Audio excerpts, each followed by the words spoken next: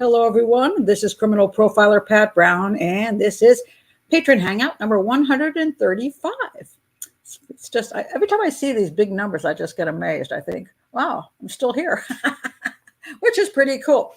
Actually, it's extremely cool because it's now been, I'm at the 3-year mark, and as I've been getting some lovely kudos for where I'm at subscriber wise. I have hit this today, 49,150. So I'm doing the 50,000 countdown. And it's very important to me as a YouTuber because when you start YouTube, you go for months trying to become monetized. So you basically give up all work and work for nothing. And then you eventually get monetized. That took me 4 months, which is quick for some, many YouTubers never get monetized, and I managed it in 4 months. And then the next year, I made up to like $300 to $500 a month, which compared to what I earned before YouTube was pretty unpleasant. And so this is where a lot of people quit. And I hung in, and now I've reached a point where at 50,000, I'm actually earning enough to call it a living. Not the same living I used to make, but hey, I'm 68. I'm not going to be complaining too much. And I'm happy to be able to continue working. And that's the whole important thing. That to hit 50,000 isn't like you're making buku bucks or anything, but you at least make enough to get up in the morning and not think you have to work someplace else. Well, unless y'all give me a really good opportunity, and then I'll just dump YouTube like a hot potato. I'm only kidding. So at least at 50,000, I have a sustainable channel. And I want to thank all of my patrons and the people who have supported me through this. You've made a great difference. You really have. And therefore, I'm still here and I'm going to keep going. And at least now I can breathe a little sigh of relief. I have to keep working hard because YouTube is the kind of thing where you can't ever just take a break. I mean, that's one of the reasons people burn out on YouTube, is because if they go away on vacation and don't leave any videos or whatever, and the algorithm starts hating on them and people start unsubscribing. So people feel like they're working day and night to try to keep their channel going. It's a very stressful job, but what makes it good is that I'm able to teach, I'm able to do what I want, and I have great patrons. And the other thing I want to say before I go on to the show is I did a couple of videos this week, which is unusual for me. I did 2 public lives, and I don't ever do public lives. And I did not do super, what the heck is that called? Super chat. I didn't do super chat where people throw money at you because, as I've said before, I feel like a stripper. And on top of that, it just disturbs my thinking, and I just don't like it. I like to be able to focus on what I'm doing. So I did not do super chat. So I did not make a ton of money. But one of the reason I decided to do it was because there were so many issues on a couple of these cases, the Riley Strain case and the Sebastian Rogers cases. I just wanted to speak out to the public. And I have to say, it did good for my channel as far as subscribers go. It did introduce my channel to new subscribers.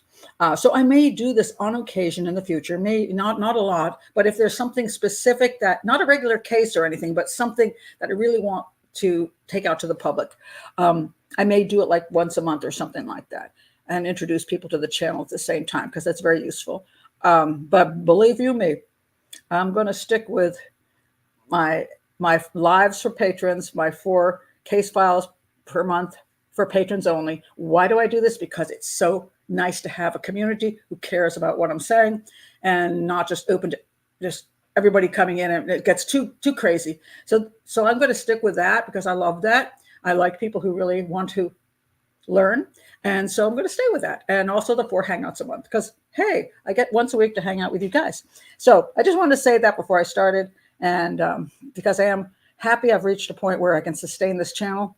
Thank you for your support. And I'm not going to change the patron stuff at all. So don't worry about that. Let me check your comments while I'm at it.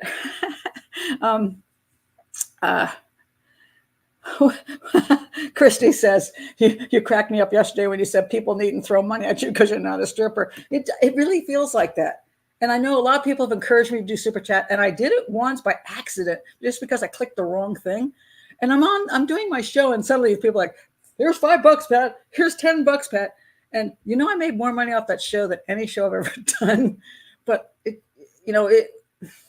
didn't feel right to me. I don't like people throwing money at me. This is an educational show, and it doesn't sit well with me. And I'm like, I'd rather just not get that kind of money. I'd rather people click the little $sign on the videos and just donate money. That way I can see the money come in. I can comment. I can thank them, later, not in the middle of the show, like, oh, thank you, Mary. Oh, thank you. It's just, or a lot of people just ignore it when they have money thrown at them. They just ignore the people doing it.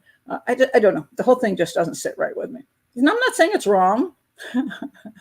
I'm just saying I'm not fond of it. And it distracts me too much. So, yeah, I'm not doing that. So anyway, what is Michaela saying? If everyone here got one person to like past channels, she would be at 100,000 today. Here's my goal, guys. Okay. Here's my goal. I'm 68 and my birthday's in July. I'll be 69. And then another year later, I'll be 70. If my granddaughter keeps joking with me. She goes, Grandma, you just want the silver plaque from YouTube that, when you hit that 100,000, you get a silver plaque. It's not worth anything, but it says, your channel name, profiling of Pat Brown, 100,000. And I said, yeah, I do want that. And why do I want that? Because it's kind of a recognition of the work I put out and that I've stayed the course and all that. And yeah, I would like that. Whether I'm kind of thinking I'm more likely to be 72 when I get that. I'm not going to be 70, but I'm happy right now because the channel at least is reached a point it's sustainable. And I can't tell you how relieving that is. And I'm going to keep working just as hard because I have so many things I want to do with this channel, but I ain't complaining that I finally reached a point where I can take a breath. You know what I'm saying? And by the way, if you'd like to be in the chat room, folks, do click on the link below. That's Patreon link, and $5 a month. You can be at 8 lives like these wonderful people because you actually want to learn something. And but if you don't want to do that, or you don't have any money, hey, just subscribe to the channel. That helps the algorithm, and click the bell so you can, be notified. And I do comment sometimes, quite often actually on YouTube. I do try to answer comments when I can, and so I try to keep in connection with people because I like to do that. I just do. So anyway, all right, that's my speech for today. Let me look down here. Clarissa's just arrived. No one throw money at Pat. Well, wait a minute. I didn't exactly say that. No, just not during the show, man. Thank you, Clarissa. Oh, that's hi. Hi, Kathy. Well, everybody has their own techniques and their own methodologies and what they're comfortable with. And long ago, when I started doing television back in 2000, I'm trying to remember when it was, 2001, 2002, 2003, somewhere back then, I've forgotten. And I said to myself one thing after I did my first show. I said, I will always speak the truth. I will always analyze as I see it. And I will never just kowtow to whatever agenda they have. And I figured, it was really weird. I thought I'd be off of television really quickly. And oddly, I managed to survive 15 years, go figure. But a lot of times, yeah, I'm not allowed on, I wasn't allowed on certain shows because I wouldn't go along with the agenda. But in general, I at least stayed on television for quite a while till I decided to leave. But yeah, can't complain. All right, so let's go to the show so all of you don't get bored. Anyway, I want to start out. This just made me laugh. Oh, it's terrible, but it did make me laugh. Okay, U.S. tourist killed after bull elephant toppled safari vehicle in Zambia. Now, I'm not laughing at the fact an 80-year-old woman. She said she wanted this to be her last.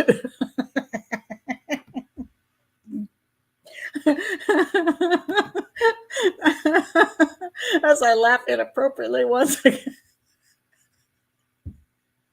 She wanted to be her last adventure. Well, she got her wish. That's terrible.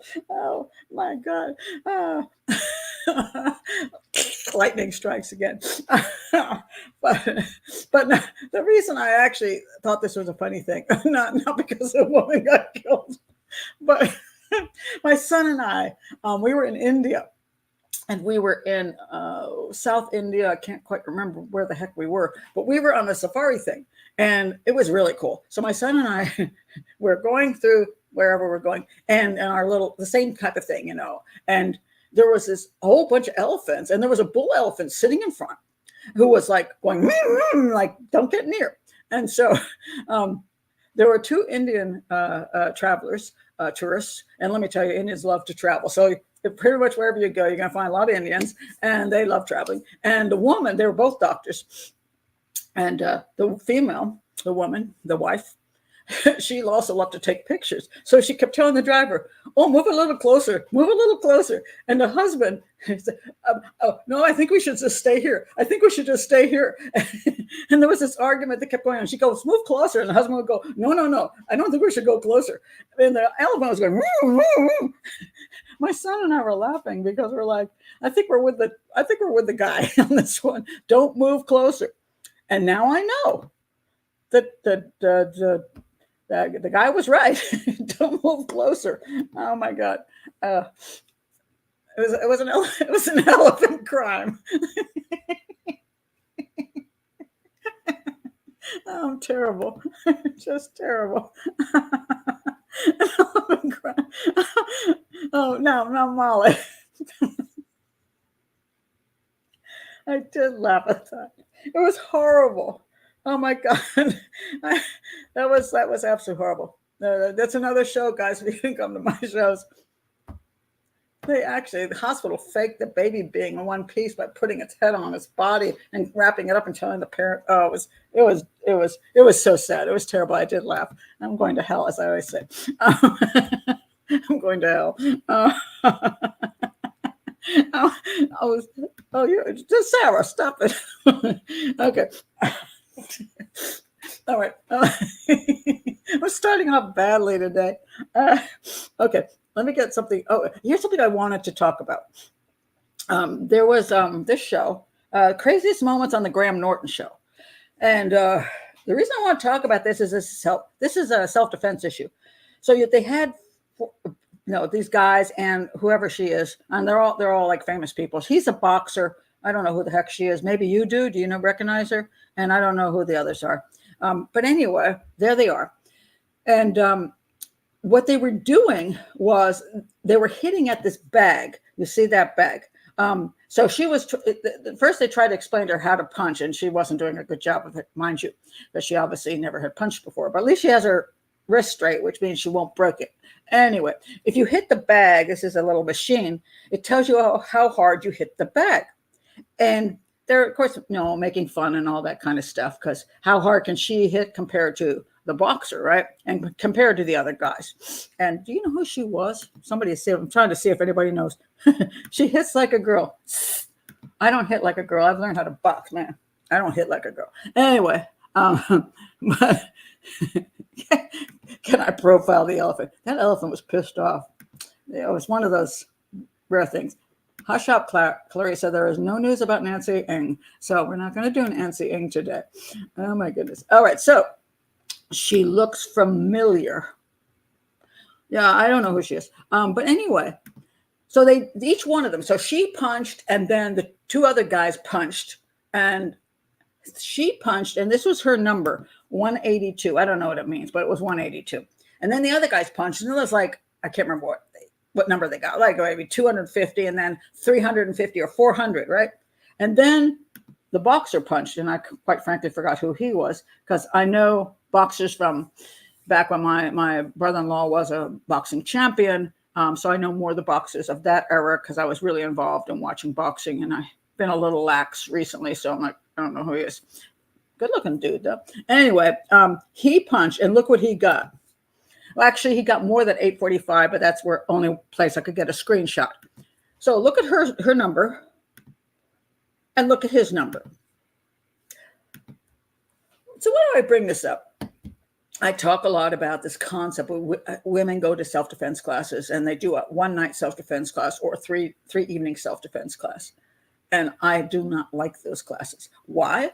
Because they encourage women to feel powerful and to feel strong, and they teach them some dumb crap that they can't do.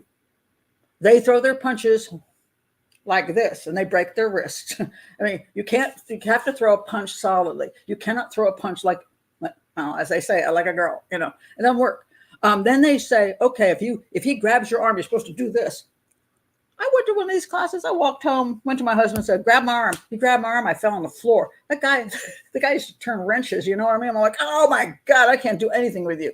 And then they have this thing where, okay, now you're like this and you're supposed to throw a kick. And I'm like, I spent time doing martial arts and I had to learn how to do a snap kick to the front and a side kick and then a roundhouse kick. You have to have good balance. You have to strengthen your hips. You can't learn this in one evening or a few nights. And so the women throw their kicks. It's really pitiful. And then now imagine this. They're walking out of a bar half trashed because they've been drinking. They're like staggering along on their 4-inch heels. And some guy comes along and they're going to go, oh, I'm going to kick you. It's stupid. It's plain stupid. And so, but the big point here is this. They give them confidence. Confidence as incorrect. If you want to learn, females, if you want to learn self-defense, go take martial arts or boxing. Actually learn how to do it. You have to your body has to be strengthened. You have to do it over and over again. You have to know what your abilities are and how you can use them. And don't waste your time with some silly little class. And they put these classes out every time somebody gets raped someplace. It's like all of a sudden all these self-defense classes pop up and all the college girls go to them and they think they're safe now walking out of a bar drunk. No, you're not. Stay away from dark places with no witnesses. You're not going to, this is the point. See how big this girl is? Okay. She's whatever weight she weighs, 115 pounds. She can only punch it that. Then you get the boxer dude and he punches it that. Now you're walking along. The guy pops up in front of you. Oh, I'm going to punch this guy. First of all, you don't know how to punch. So you throw your punch with your bent wrist. You break your hand immediately. Even if you hit the sucker, he goes, ouch. And then he takes his fist and he nails you in the face and you've got a broken nose and you're unconscious because he is Mike Tyson and you are a female flyweight boxer. Okay. There's a reason boxing has different weight levels. It's because you can't put a flyweight in with a heavyweight. Now, I love flyweight boxing. I mean, if I watch that, it's very fast. It's super fast. Great skills. And when you watch heavyweight, what you see is slower but stronger, and all the different weights in between. My brother-in-law Simon Brown was a welterweight and light. I've forgotten. It's been so many years. Light, middleweight. He won 3 different levels. But he was quite fast. But he could never have fought somebody who was a heavyweight because he would have gotten killed, even though he's one of the best boxers in the world. And so women, you cannot fight against men who are weighing in at 200 and some pounds and have that kind of male strength. Sorry, it doesn't work. The only way you can stop them is with something that has lead in it. So anyway, I just want to point that out because it drives me nuts when I see that stuff. I thought it was interesting. Well, why did the bottom number? What do you mean? Why did the bottom number change? I have no idea what you're talking about. I just took a screenshot, folks. I'm not overly clever on that. They weigh in over 200, but they can't 200 pounds, but you can't hit people with a strength of 200-pound males. And I probably am close to that 200. And let me tell you, I was faster at 150. Oh, Lord. Yes. Okay. What? No, I did not hear about the Selena thing. Seriously? Okay, I might have to do a thing on Selena. I've been wanting to do a show on Selena. That's it. Yeah, I might have to check into that. I'm 5'7" and way past what I should be as far as weight goes because I haven't dealt well with COVID and winter. And in fact, I like to eat all the time. Anyway, yeah. Oh, there's a good point. Some of these techniques work under perfect conditions. Yes. I'm not saying you shouldn't fight if you're in a situation that's the only choice you have. You have to do what you have. You have to try something, but it's not. Don't let it give you the false idea that, wow, that I could just go down a dark trail, and if a guy pops out, I'm just gonna punch him one. No, you're not. You'll probably be dead. That's the way it's gonna work. I have to admit, I did martial arts, and the one time it did work for me was just a really freaky moment where I was in Nigeria, staying in this hotel, and I was walking back to my room, and when I opened my door to go in my room, an English sailor came in, pushed in after me, and shut the door behind him. And then he looked at me and said, "You'll do what I want you to do." I was, how old was I? 19 at the time. And he was a fairly slight guy, which helped, because if he had been a big bulky guy, I would have maybe not had the nerve I had. But he was a kind of a slight fella. And I think he thought, she's a little 19-year-old girl, and she's just gonna cooperate, And because I've been taking Taekwondo, I went into a stance, and I rarely use cuss words, but I said, if you want to try me, we'll go for it. And he was so shocked, because I'd gone into a proper stance and I looked like I was ready to fight. He just looked at me and walked out, opened the door and left. And I'm like, dang, that worked. Go figure. I was surprised, but I think he didn't want to fight, and he didn't expect to fight. So, but I at least looked good. When I went into the stance, at least I looked like I could fight. So it did help me, but I was a martial artist at the time, not somebody who took a 3-hour class at night. So anyway. All right, so, wow,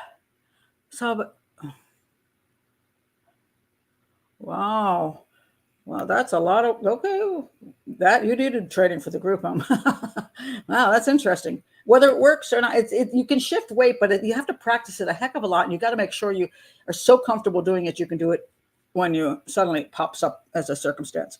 I'm going to have to check on the Selena thing. Interesting. Okay, because I wanted to do, okay, what was I asked about? Who is this? Oh, Kouri Richins. Sarah, you asked me about her. Oh my God, this woman, I tell you. Hold on, let me find the story on her. What? Hold on a second. Kouri, where are you? Oh, Kouri. Is this it? Sorry, Kouri went missing. Kouri, come back.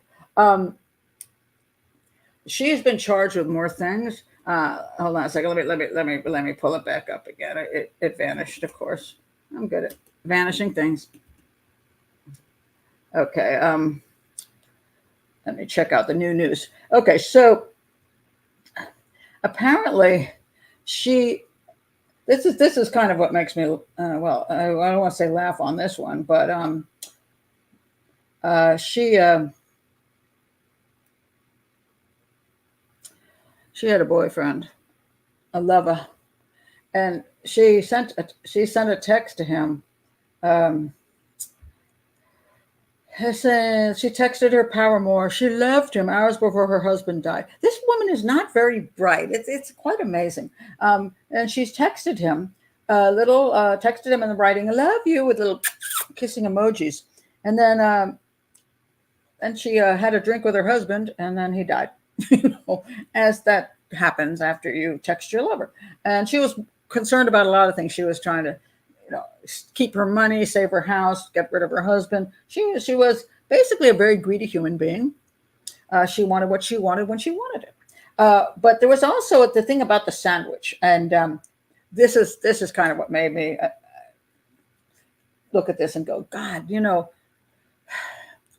if you suspect your wife of poisoning you, perhaps you should not live with her and accept any more food from her. I mean, you just wonder about the intelligence here. So anyway, she's got aggravated murder. They added 10 new charges. to her. 1 count of attempted criminal homicide, 2 counts of distribution of a controlled substance, 2 counts of mortgage fraud, 2 counts of insurance fraud, and 3 counts of forgery. I mean, she did it all. She was very busy. The charge for attempted murder references what prosecutors allege was an earlier attempt at Eric's life when they claim she previously tried to kill her husband a month prior to his death with a poisoned sandwich on Valentine's Day. After allegedly ordering the sandwich for him. Oh, and she had a little love note in it too. She's so sweet. She then, he got the sandwich and he took 1 bite of the sandwich and broke out in hives. Per the updated information, texting her a photograph, which has since been deleted from both phones. But this is what cracks me up. Ultimately, according to prosecutors, Eric injected himself with his son's EpiPen on the counter, drank a bottle of Benadryl, and reportedly told a friend, "I think my wife tried to poison me."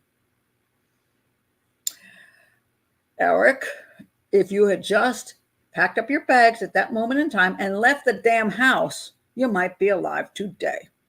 You know, when somebody does something to you, like punch you in the face and say, "Bitch, I want you dead," that's kind of a clue. Poison sandwiches from your wife, kind of a clue. What do you need? What do you need to tell you the relationship isn't working out? You know, I mean, most of us can leave a relationship without all of those things. Can you not leave a relationship where it's really obvious that person doesn't want to be with you for whatever reasons? They want you gone or dead. It's sad. The guys stayed, and he got killed. And she's got so many charges against her because she's a winner. she's an absolutely winner. If she was ugly, she wouldn't have gotten a book deal. She's a fairly attractive woman. She got a book deal about her, grief after losing her husband. I mean, yeah, just amazing. Okay, let me see what it says here. At least in all fairness, he protected his assets from her, gave power of attorney to his sister and trust funds for his children. That's good, but get the hell out of there. Get the hell out. Why would you stay? And then, thanks, honey, for the drink.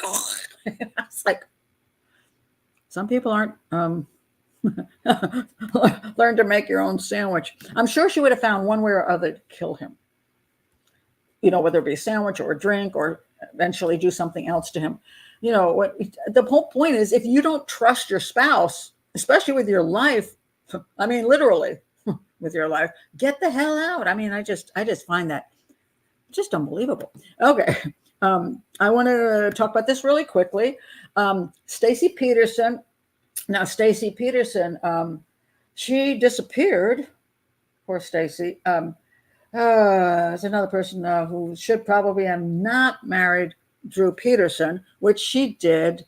Let's see, is this picture of her? There she is with Drew. She's very young and he's quite old. Why did you marry this character? And here he is in prison, which he should be in prison. He was charged with the murder of Kathleen Savio, his third wife. Okay, so she found dead in a bathtub. And Stacy, unfortunately, I can't remember if she was mucking around with him before Kathleen ended up dead. I think she was. Sometimes you got to be a little bit more protective of yourself, and maybe not. Yeah. Anyway, let me read you a little about this. So the story is, in case you know nothing about the story of Drew Peterson, and we always wonder why the Peterson name is so disastrous. We got Michael Peterson. That's a staircase guy. Then we got Scott Peterson, who knocked off Lacey. Of course, not according to the new Innocence Project attempt to get him out of prison. And then we have Drew Peterson, who at least killed, well, he claims he didn't even kill his third wife. But his fourth wife vanished. That is her. She vanished. And I think I talked to at one point in time, I talked to either the first or second wife. I get them all confused now. But one of them I actually talked to personally. And she said that she thought he messed the brakes up on her vehicle and tried to kill her too. So he's an interesting character, which you don't want to be involved with. Okay, let me see if I can just pull up the basics on the case, and not on this one. Hold on. Let me just pull up Michael. Who are we on? Drew Peterson, because some of you don't know who Drew Peterson is, and I just want to talk about. The sister of Stacy thinks they might have found her remains, and I'll get to that in a second. But I want to tell you who at least the basics on Drew Peterson. Okay, so Drew Peterson, American convicted murderer and former Illinois police sergeant. He was a really fun guy. All the guys liked him. He was a lot of fun. Apparently, he could get women too. So anyway, he was found guilty in 2012 of the murder of his third wife, Kathleen Savio, a few months after their 2003 divorce. Peterson first received national attention in 2007 when his fourth wife disappeared. That's Stacy. They never found her body, but they all suspect foul play. She did not run away. Okay. Suspicions in Stacy Ann's case were fueled in part by the death of Savio, whose bruised body was found in a dry bathtub in 2004 with a large gash in her scalp. They originally said of accidental drowning, which was stupid. But then after Stacy disappeared, they kind of took a look back at that case and said, nah. And they indicted him for murder. And the second autopsy showed evidence of a struggle. And he was sentenced to 38 years in prison, which is a good place for him. Now, he also got charged, just so you know, when the Innocence Project rolls in and says he didn't actually do anything bad, he got 2 additional felony charges: solicitation of murder and solicitation of murder for hire. He attempted to have James Glasgow, the state's attorney handling the prosecution, killed. So he tried to kill the prosecutor, but murder for hire. Not a nice guy. All right. And so, here we go. Carol Brown was the first one he married. They were married for 6 years. And then he married Vicki Connolly. Peterson threatened to kill her during the marriage and make it look like an accident. That must have been the person that must have been the woman I talked to. She divorced him after he started dating Kathleen Savio while he was still married, you see. And then Peterson married Kathleen Savio. And how long were they married? They had 2 sons. I always feel sorry for the kids in these cases because, divorce is bad enough, but having daddy kill mommy just is a little worse. They had 18 domestic disturbance calls. Okay. Again, I say, if the police have to come to your house 18 times, you were probably there 16 to 17 times too long. How many times? When does it get to you that you are unsafe? Anyway, eventually, so in 2004, they found a new body in the bathtub, and they ruled it stupidly. And okay, so anyway, Stacy, at age 49, Peterson married 19-year-old hotel receptionist Stacy Ann Kales. So he's 50, near 50, she's near 20, so 30-year difference, okay? I don't know, I had to add a year to each one of those to subtract. Okay. Stacy's mother, Chrissy, Stacy's mother also went missing. Not connected case. But apparently they married the wrong people. Described as a troubled teenager, she began dating Peterson at age 17 with her father's permission. That's why I don't know whether dad was ever checked out on the killing of mom, but I'm going to say that's a little suspicious right there. Dad's like, yeah, go date this guy. He's 30 years older, and he's already had 3 wives, and one of them's dead. Okay. The couple lived, they lived a mile away from where Drew lived with his last wife, the dead one.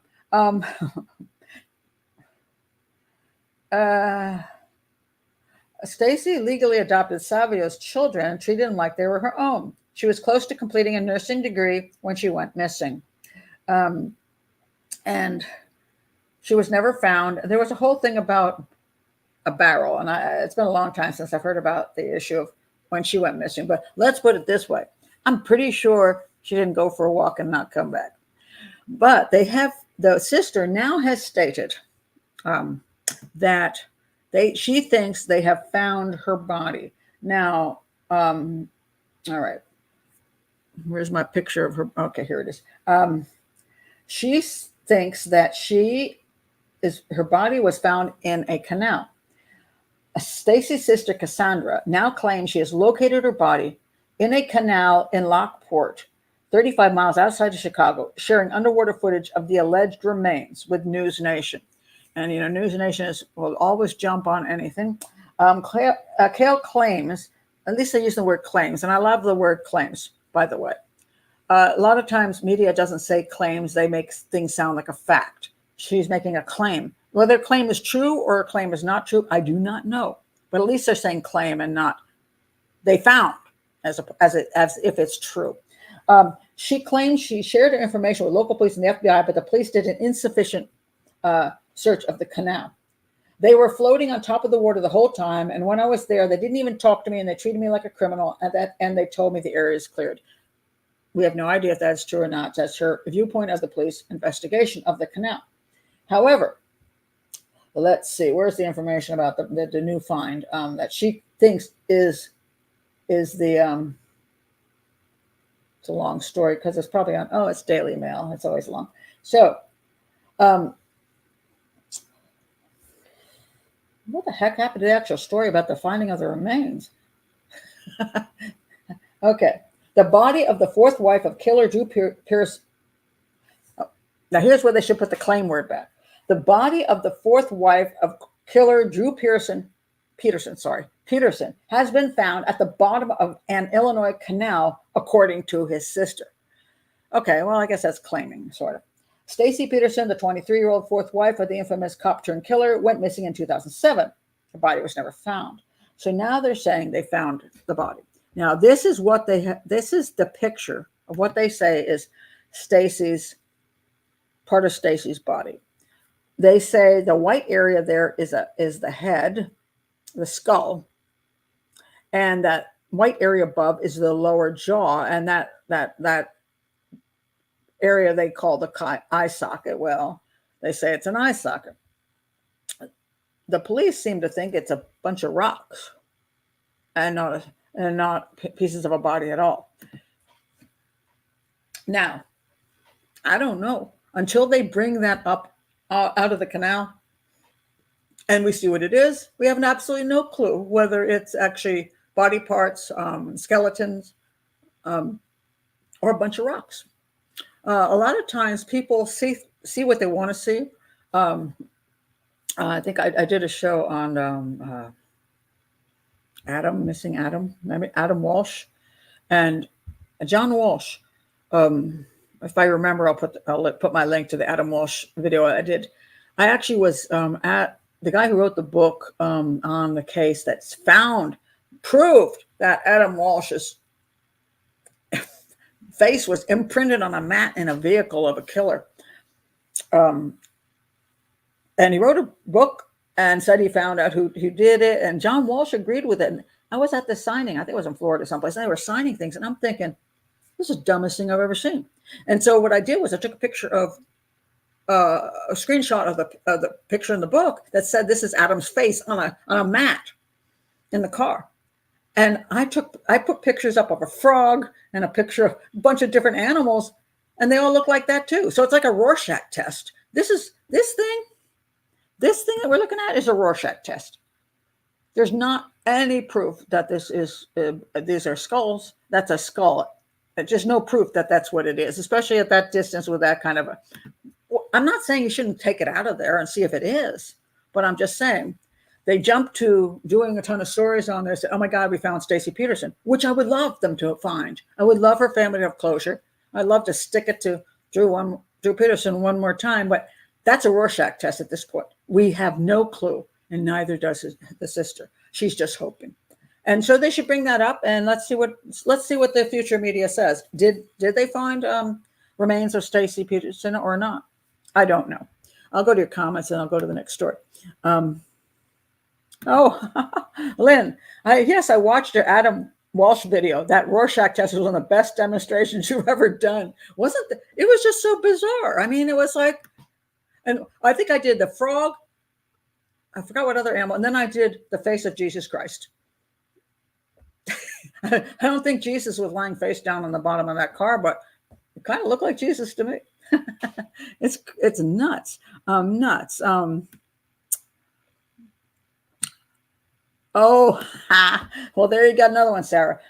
The runes in Delphi. Oh my God! If anybody follows the Delphi case, the two poor girls who were killed in Delphi, the defense threw out all these photos, which they should not have done, showing these markings on a tree and the markings on a tree and how the sticks were laid on the girls' bodies, and called them runes from a Scandinavian cult group. It was just dumb crap. But once you put the idea in people's minds, people go, "Oh yeah, I see it too." And it's just sad. It's just sad. The Adam case was very, very sad. And one of the things I would always recommend is there was a movie done on Adam Walsh, and that had probably a scene that just really got to me. And I've always recommended this for that reason. I can't remember the name of the movie, but it's the one on Adam Walsh. It's a fictionalized version of it. But John Walsh in the movie, and I don't know if this is true, this is that he did this or not, but it's always stuck in my head. They found Adam's head, and there's a scene, I think I'm remembering this correctly, where I don't know if it's in a hotel room or where it is. There's a bed with a mattress on it, and he is like running at the bed and stuffing his head between the mattresses, just stuffing his head, and the mattresses are going up. The mattress is going up, and he's just ramming his head into it. That scene really got to me. Still, even remembering it, it gets to me. When people say, what is it? You can go through so many of these shows and you laugh, and you can look at crime scene photos and it doesn't get you. But the emotions of another human being, when they find something like that happens, and I see them going through the emotions, that to me, that scene is stuck with me forever. Absolutely stuck with me forever. No, they never found his body. Correct. And they've never really figured out who did it. So if you watch my Adam Walsh thing, you'll see that their claims that it's a closed case. I don't know why John Walsh decided to go along with the claims. I don't know if he's just tired, but I always thought he's got to know better, that was not true. But very sad. Anyway, was that who? Oh, was it Joe Beth Williams was in that? Okay, I can't remember the show, but it was very, very, very powerful, very powerful show. All right, now this is another piece of this is another case that people have asked me to talk about because they just found the remains of this cute little boy. I think this boy is. I think maybe it's the flower, a little dandelion on his ear, but because he's just so darn cute, I think people really got to people. Let me find it. A second. Oh, here we go.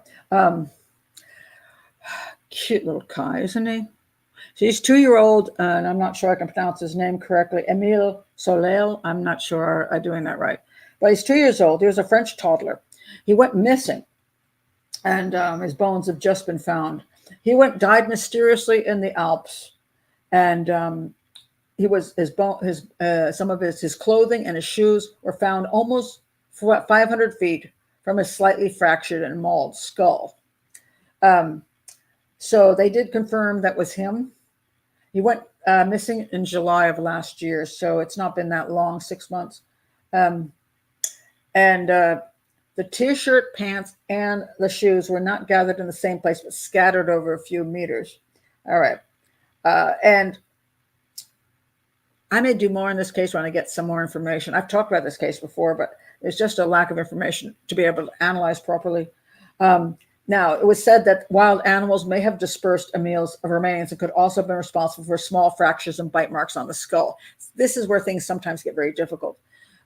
When a body's been laying out for a long time and there's animals in the area that scavenge, you can get it's hard to tell exactly what happened to the body, unless, I mean, if you have a gunshot, that's pretty obvious. But a lot of times they can do enough damage to the body where you can't tell certain things.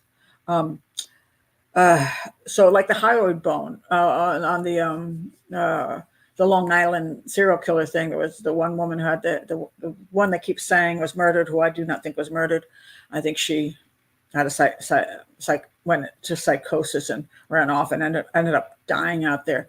But she did have supposedly, according to one, a fracture in the hyoid bone. But her body had been out there long enough, so anything could come along and cause a fracture in the hyoid bone, some kind of animal, even a bird, you know. So it gets a little tricky when you get to a body who's been out there for a while. So he had some fractures, and did it happen from, did he get injured and that's why he died? Or did it come afterwards? They say a fall might have damaged Emile's skull, and also there could be murder, it could be manslaughter, but they have nothing's been ruled out because they just don't know. A tooth was missing. Also, this guy says examination of the bones do not allow us to give a cause of Emile's death. So there you go. They don't know what his cause of death is. So essentially he was found because somebody was walking. I've always pointed out that the most of the time, people who go missing are found by dog walkers, hikers. That's how they're found. Hunters. Bodies are not as easy to find as people think. So when somebody goes missing, everybody's like, well, I don't know why they didn't do a proper search. Why didn't the police find them? And sometimes they even, like, if you look back to, let me blank here. Okay. A woman found in Rock Creek Park. Okay, this is that the congressman was suspected of doing something too. Give me her name. I worked on. I talked about her case so many times, and now I'm just drawing the usual blank that I draw. What's her name? She went missing and finally found in Rock Creek Park. The congressman. Thank you, Chandra Levy. Thank you, Carissa. You get $10. No, you don't, but thank you, Chandra Levy. Yes, Chandra Levy. When I was talking about that case on air, and I had all these psychics sending me a ton of emails. She's over here in on Skyline Drive. She's in the river. She's here. She's there. Not one psychic, which is, I know you're all a bunch of con artists and don't, or just think you know something you don't. She was found in Rock Creek Park, which is right in Washington, D.C., near where she was actually gone walking and near where the congressman lived. And she wasn't taken out of town. She was found murdered there. And I've done a show on that, so you can check out my Chandra Levy show. But people were like, why didn't they find her body in Rock Creek Park? Why would they miss her body? They didn't search properly. It's a freaking big park. It has a lot of gullies and ravines, and sometimes you just can't find the body. So that's why a lot of times I think the guy who found Chandra's body was looking for turtles, a turtle hunter. And he ran into her. I'm like, oh, same thing here. A woman ran into the body of Emile, and that sucks. She found him, and thank God she found him, because now they can look into this case more. Emile was staying at his family's holiday home and was officially in the care of his grandfather, 58-year-old Philippe Vedovini, on the day of his disappearance. His parents were taking a break, and they left him with the grandfather, who, by the way, seems like a quite questionable fellow. He's got some interesting history, which is creepy. Earlier this month, it emerged that Mr. Vedovini was investigated as part of an active criminal inquiry into historic child abuse. He denied any wrongdoing, of course, was training to be a monk when he worked at a school linked with sexual abuse, including rape, in the early 1990s. He was known as Brother Philippe when he worked at the school, and he was implicated in the active inquiry as an assisted witness. I don't know what the heck that means. He said he administered some harsh discipline, but he never broke the law. He and his wife brought up 10 children, including Emile's mother. Maybe she shouldn't have left her son with Grandpa. Now, did Grandpa do anything to the child? I have no idea. There's been a lot of theories about what could have happened to him. But he was in his care, and he's dead. So there you go. You watch my show, because that's all I can say. Not saying. He used to be a monk. Well, once you give up the monkhood, you're good to go, I guess. Yeah. But anyway, yeah, he was a say maybe, I don't know, maybe he reformed and he wasn't that bad a guy. Maybe they're just making too much of it. We also don't actually know the validity of anything he's been claimed to have done, by the way. They got to be real careful of that, because you can look at that and say, wow, he was implicated. Was he? And when he said, okay, maybe extreme discipline, what does that mean? And why did he say that? Was it under some sort of circumstance? So I don't know if the guy might be a really nice guy and people are just trying to label him in an inappropriate way. I don't know. I'm sure somebody can come up with something when I was raising my kids and they could say, oh, Pat Brown did this. And then you'd all think I'm slime, because I had a moment of lack of perfection as a parent, or maybe my technique I thought was good and other people didn't like it. So I don't know. And I'm not on the inside of an investigation to do interviews to find out whether the child could have wandered off. I think there was a theory where he could have been run over by a grass cutting machine, or he could have just anything could have happened. Or did the grandpa do something to him? And there's just not enough information to work further with. So I'll leave it at that. Now, I was asked to talk about this, and I know it's a little late for the UK, so you might have to watch this on replay. But the Claudia Lawrence case, I've been asked over and over if I would do something on Claudia Lawrence, and it's not enough to do a show. So therefore, I'm not going to do a show on Claudia Lawrence. But there's a couple interesting things about the case which I wanted to bring up, if I can find it. Okay, here we go. So that's Claudia Lawrence, a lovely young woman. All right. She's disappeared and never been found. She's an English woman who was last seen in 2009, March 18th. She was employed as a chef at the University of York's Goodricke College at the time of her disappearance. Although the police have treated Lawrence's case as that of murder, with various people arrested, but later released, her fate is unclear. And one reason I'm not going to do a full analysis, because I just don't know who these people are. And there's two groups of people that could have done something to her. One is the people she knew, and one is just a serial killer dude coming by. All right. Now, the one thing I want to point out, though, is one of the ways they went on this, which I thought was ridiculous. So anyway, what happened is she was a very good worker. She was always punctual. She worked as a chef, and which is about 3 miles from her place of work. So if she walked, there would be an hour. It's quite a distance. But she was always punctual, reliable. So she liked her job. She did well at it. She didn't like the hotels and restaurant jobs because you couldn't have a life. Basically, you worked all the time. So she liked working for the college because then she could have a social life. And they call her having a gregarious social life. She was reported to have engaged in a series of short-term relationships, often conducted on a concurrent basis. So she was a player. If it was a guy, nobody paid attention, but she was a woman, so I'll call her a player. She was reported to have had a number of covert sexual relationships with men, some of whom were married or in relationships. Okay, she's got little ethical issues.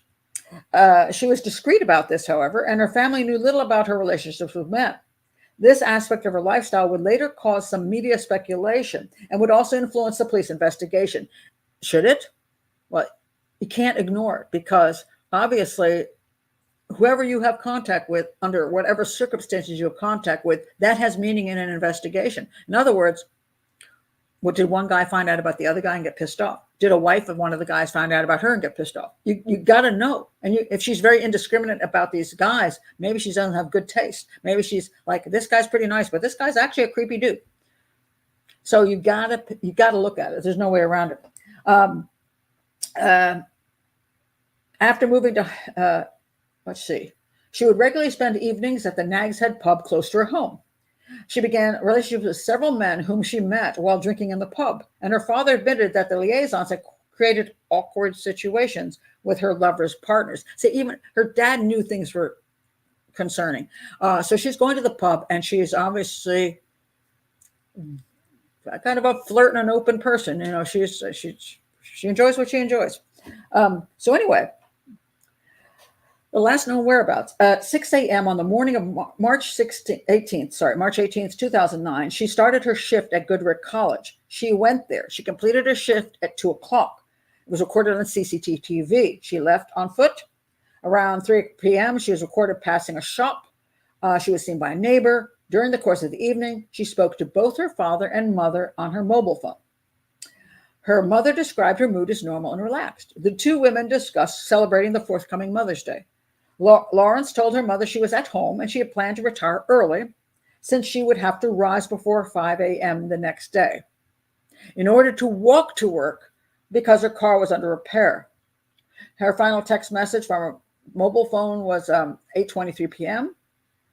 and a final incoming text was at 9:12. And after that, nobody heard from her.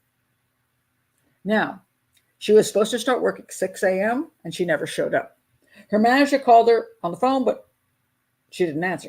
Went to voicemail. She had previously arranged to meet her friend Susie Cooper at the Nag's Head that night. Cooper showed up. She didn't. And she usually used her phone a lot, and she wasn't making any phone calls. So she was clearly had disappeared. And then the father went in, took a key he had, went into her home. They found the house to be orderly. The bed was made. There were unwashed dishes in the kitchen sink, suggesting she had eaten breakfast. Her handbag containing her purse, bank cards, and passport were in the house. And this is very important. Now you think, oh, well, she didn't ever leave the house. No. The only significant items missing were a mobile phone, a set of hair straighteners, and a rucksack, which she normally used to carry her chef whites to and from work. So in other words, she didn't need the other thing. She just needed what she needed to do to go to work. If she had been leaving town, she probably would have taken a lot more. So it appeared she slept through the night, got up, had some breakfast, and left to walk to work. Now, so this is so the possibilities. I want to point out the possibilities. So this is where I think it's interesting. The possibility was that she left with a new lover, or took up a new job, or just took a break. That she just wandered off. Probably not. There was a claim that she had some. Let's see, what was it? She had some offers from another country she was considering, but she's getting along with her parents. She's getting along with her friends. She's got no issues with anybody. If she wants to go to another country to work, she'd say, hey, I'm going to another country to work.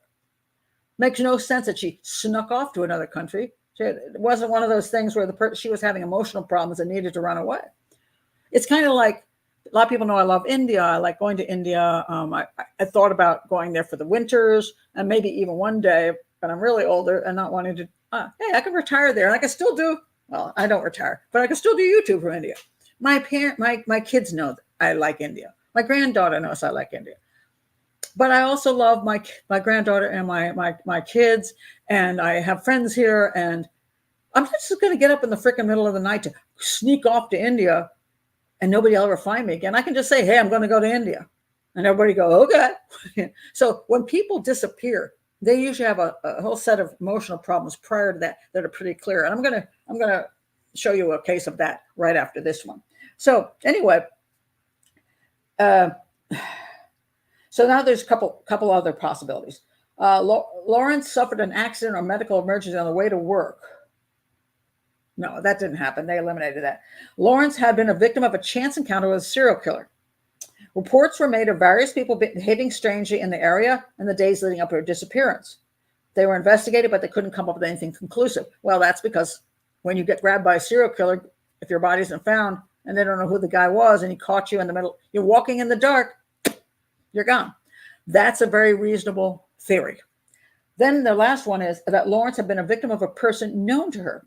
Criminal profilers, I don't know who these criminal profilers are, suspect Lawrence knew her attacker and suspect her personal life holds the clue to her disappearance. Most murder victims know their killer, unless they're serial killers. Yeah. Criminal profiler, there is no evidence that she knew her killer. So whoever the hell said this is not correct. She disappeared on the way to work. Two things could have happened. One, somebody pulled up and said, hey, you want to ride? And she knew them. That's possible. Well, it could have been one of the guys she dated. Could have been anybody. She gets in the car and they take her away and kill her. Okay, that's possible. She did know the person. Could be, I don't know, the wife of one of the guys she's dating, and the person put out a gun and said, get in the car, and the wife took her away and killed her. Not so likely, but okay. Or a serial killer. Guy came up and she's just walking along. The guy just snatched her and threw her in the car. The thing is, there's nothing in this particular crime that shows that she had to know her killer or know the person who abducted her. There's zero. Just because she's playing around with a bunch of guys. That morning when she's walking to work, she's in a vulnerable position. Yes, she could have taken a ride from someone she knew. Then again, she could have just been abducted off the street. So whoever criminal profiler said this is nonsense. Yes, it's true that most people are killed by people they know, but this circumstance doesn't prove one way or the other. And that's what annoyed me most with this case. If I were analyzing this case, I would say, I do not know. You got two avenues, I would tell the detectives. Complete stranger, somebody she knew. And I don't know which one it is. Because how would I know? How would any profiler know? We don't. So if you're saying that, you're just making up crap. So I would tell the detectives, you got to look at both. So I would be looking at all the guys she knew, and I'd be looking at whatever serial killer guys might be, or creepy guys who were rolling on in the area. And unfortunately, they've never found out what happened to her. But that's the thing that struck me, that bugged me, is don't say stuff that you can't support by evidence. It's just statistically, most people know their killer, so therefore she knew the guy who she disappeared with. No, not one shred of evidence that's true in this case. So, so that just bugged me. That bugged me. Now, I want to go to the one where somebody disappears, but that is pretty clear why they disappeared. And you can go watch. Hold on a second, let me find it. This is a woman who disappeared off of a cruise ship. I think it's this. Okay, yeah, there we go. All right, her name was Merrian Carver, and she disappeared off of a cruise ship quite quickly on a cruise, Alaskan cruise. And this case is as obvious really gets, although her father doesn't want to believe his daughter committed suicide, and he did sue the cruise ship line. In this case, he had a good reason to sue the cruise ship line, not just because she jumped off the ship probably, but because they never reported it and they hid it. That is a problem. Okay, I don't think that's a good thing. You can't do that, but they did that. So, the Trace Evidence podcast is one of the podcasts I highly recommend very often. I like the way he does his podcast.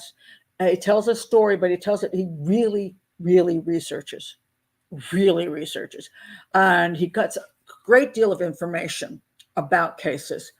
He analyzes a little bit, but not overly done, because he's not a profiler or a detective, but sometimes he'll give an opinion, but it's reasonably done. So I always recommend Trace Evidence. If you want a decent podcast about any case, I recommend him over pretty much anybody else who's telling the story of a case, because he does do his work. So, and I've used his show myself when I don't have enough information. There's almost no information about Maran Carver on the internet that I found. I don't know where the hell he found all this information, but kudos to him. He found a lot of it. It was very fascinating. So anyway, let me tell you the deep basics, and I want to tell you why this is so. This is a whole different thing from Claudia Lawrence. Maran Carver was 40 years old. She disappeared from a Royal Caribbean cruise in Alaska in August of 2004. Her steward, by the way, who seemed to be the greatest guy ever, he was like really paying attention to her. Do you need this? Do you need that? He reported her missing for 5 days straight to his supervisor and was told, just do your job and forget about it. She was missing. The last time, it was like the first day she was there, and then she never used her car to go to the restaurants or anything. And then he came in and he said, do you want something to eat? And she ordered 2 sandwiches from him. And she's like, she's really, quite frankly, looks anorexic to me. And she didn't, so she ordered these 2 sandwiches, and the next morning he came back, she was gone. She left like $100 and some with his name attached to it, and never was seen again. She took very little with her on the cruise, like tiny little bags, like she wasn't planning to really do much on the cruise except jump off the cruise ship. And but the guy who when he reported to his boss, he was told just to shut up. The cruise line officials simply boxed up her belongings and even disposed of most of her items. That's why they got sued shitless, and they should have been. Unbelievable. I think at 2004, they're like, oh man, don't let anybody know that the woman's missing, because, oh my God, we're going to have police, maybe have to get the law enforcement's going to get involved. They're going to come on the ship. It's going to scare everybody. It's going to ruin the whole damn cruise for everybody. Let's just not say anything. What was concerning to me, which I couldn't seem to find out whether it seemed like they hadn't made a stop where she could have just gotten off. Like, let's say, you stop, the person gets off, and it's a 6-hour layover, where you go and hang out, whatever your port is. You don't get back on the ship because you get delayed. You decide you don't want to get back on. That's your business as an adult. But if the ship didn't pull in any place and she's just missing by morning, I'm going to say she went over the side of the ship. That should be a criminal investigation, one way or the other. Even if somebody could have dumped her over, killed her, throw her over. She did not have a balcony on her room, which is interesting because that's usually the easiest way to go overboard. And if you want to get rid of somebody, that's why people choose a stateroom with balconies. And I do believe that the murder rate has increased on cruise ships because of the balconies. Because it's much easier to dump them over a balcony than have to push them off some other part of the ship where other people can come by. So anyway, that's what happened. And so eventually they found out that she was missing. But here's the thing about her is that before she went missing, she was troubled. She had problems in her marriage, and she had threatened suicide prior. Her daughter was in custody of her husband. She lost custody, and I don't know why she lost custody, but that is, considering she's a female and the daughter is a female, that's very unusual. Usually the women get the girls, she didn't. Something was wrong. And then she disappeared before, saying she had to clear her head, and just vanished. And they didn't know quite where she went to. And now she had said she needed to clear her head. She just vanished on this one. So I'm going to say there's a lot more to it. So watch trace evidence. I'm not going to get into it deeply, but everything indicated that she was planning to kill herself. So that's the difference between that and Claudia Lawrence. Claudia Lawrence, things were going well, and she had no reason to just vanish or run away, because she could just tell people, I'm going to take a job in Portugal, Spain, or wherever the heck, and it wouldn't be a big deal. But she just disappeared. So she was on her way to work. There's no reason to think that she ran off or wanted to do herself in. But this woman, the signs were all in a row. Everything was in a row. She was on the cruise. She wasn't going out of her room. She was acting strangely. She left all her money there. She didn't take anything with her. She had all these issues. So I'm pretty sure she went overboard. But unfortunate, but that's pretty clear that the cruise line should have been sued. Yes, but the two cases, you can see the total difference in what investigation you would follow at that point in time.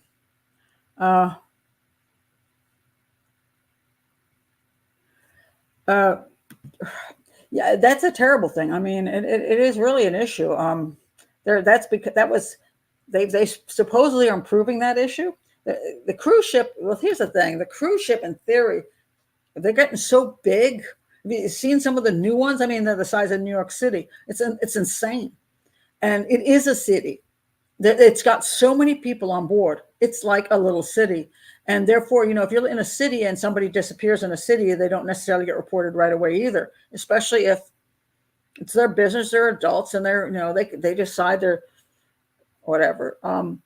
But yes, it's an interesting issue because on one hand, they have entered your property, which is the cruise ship. And the cruise ship should know where its people are. And if something is reported amiss, there should be an investigation. But a lot of times they try to keep it on the down low because they don't want to, screw up everybody's good time.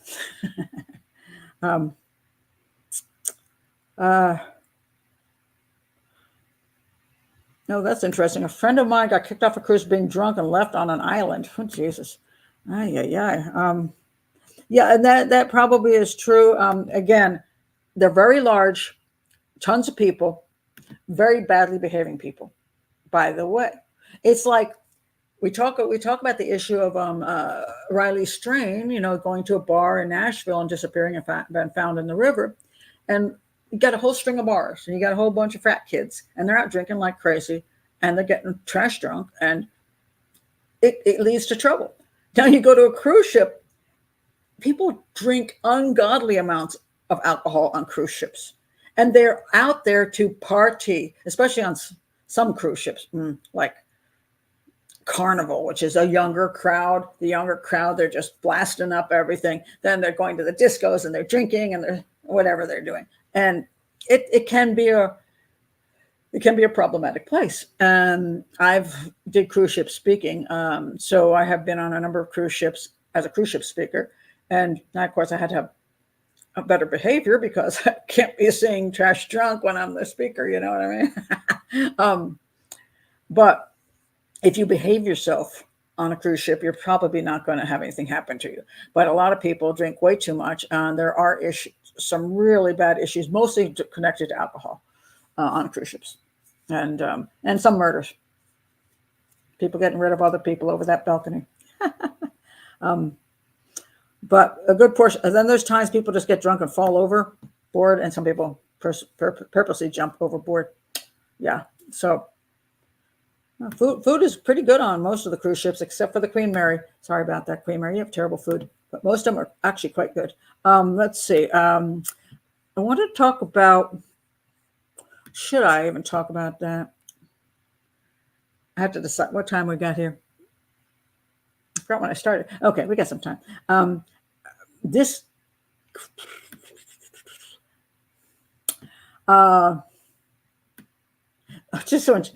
one, just want to mention this one. I saw this one and it was like unbelievable. I'll try to remember to link the YouTube video of his interrogation. It is the most bizarre interrogation I've ever seen. So anyway, the mom, who's standing over there, you can see also in some of the videos, news videos, the police are arriving and she's falling apart. She's dropping to her knees on the lawn, crying her eyes out. She's completely freaked because that guy that you see on the left, that's her son. And he goes, "Why are you here?" And they go, "Well, there's some stuff that may have been found in your room." Okay. Mom went in her son's room for some reason and found a plastic bag with a head in it. That was concerning. So she called the police and pretty freaked out because, finding a head in your son's bedroom is not the same as finding some condoms, or maybe even some ecstasy. Finding a head. So anyway, I'll link that below if I remember. Don't let me forget. If I forget, please comment that I've forgotten. He's in the interrogation room going, yeah, I got the head. And so I killed this homeless guy. And he talks about it like he's not the lack of affect. It's just he's like perfectly happy that he did it.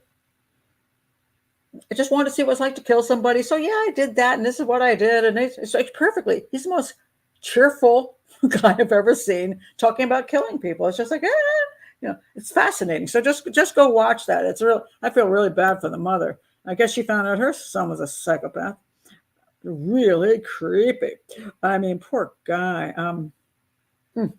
I mean, poor woman, not the poor guy. Oh, the poor homeless guy too. I mean, he got killed. But the mother, I'm like, oh my God, can you imagine? I wonder, of course, I'm curious whether there was any indications prior that her son was a psychopath, because a lot of people miss these clues. They're big clues, but they miss them and they just don't believe their son is a psychopath. Well, what? I'm thinking I'd rather find a head in my son's room than his porn bag.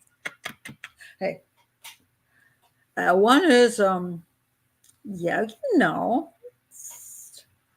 it's a guy, whatever. He has porn magazines. Doesn't he just use like Pornhub.com? I'm not shilling for Pornhub.com. It's just so amazing because back in the day, people could only get porn through magazines that they bought at the XXX shop on the outside of town. And now they just go Pornhub.com and they see anything they want to. It's kind of terrifying and horrifying, because that's why people have a lot of very bad views of sex these days. I want to talk about, where is he? Nope, not. I thought, oh, that was her. That was the same woman. She's that missing woman. That was who I was looking for. I'm looking for, where is this bozo? This guy. His name, this is an Innocence Project thing. And the reason I want to point out this particular thing is the mother of the daughter. This is her daughter, Anita.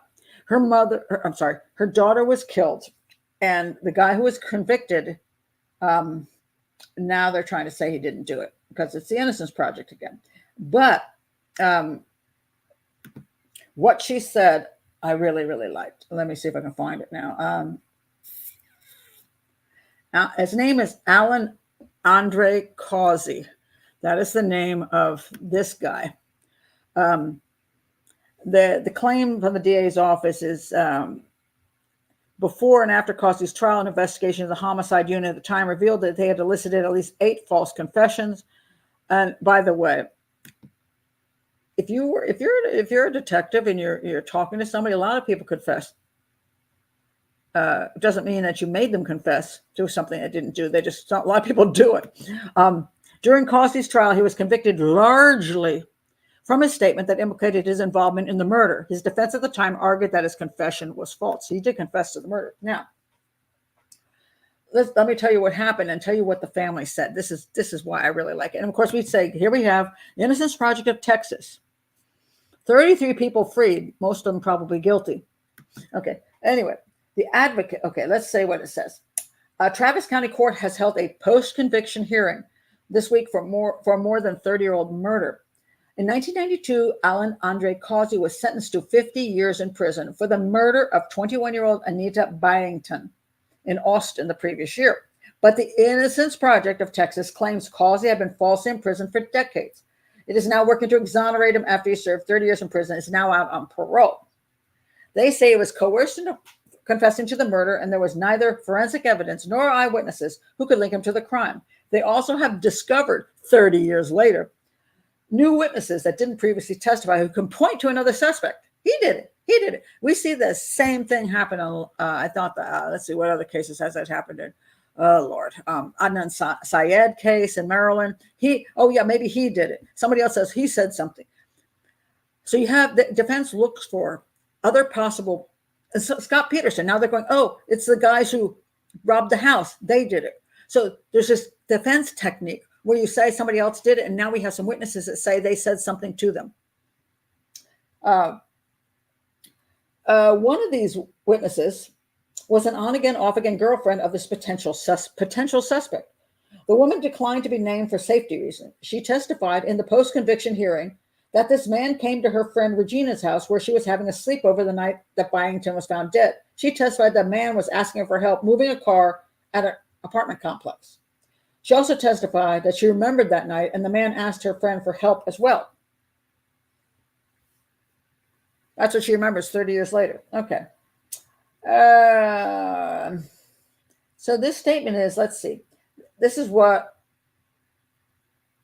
So the office apologizes to the Byington family because it said 2 witnesses called Friday morning had debunked a theory of Byington's death from the first trial. Sorry that we're making you unhappy now. But we get 2 people who think that maybe he didn't do it because they're pointing to somebody else.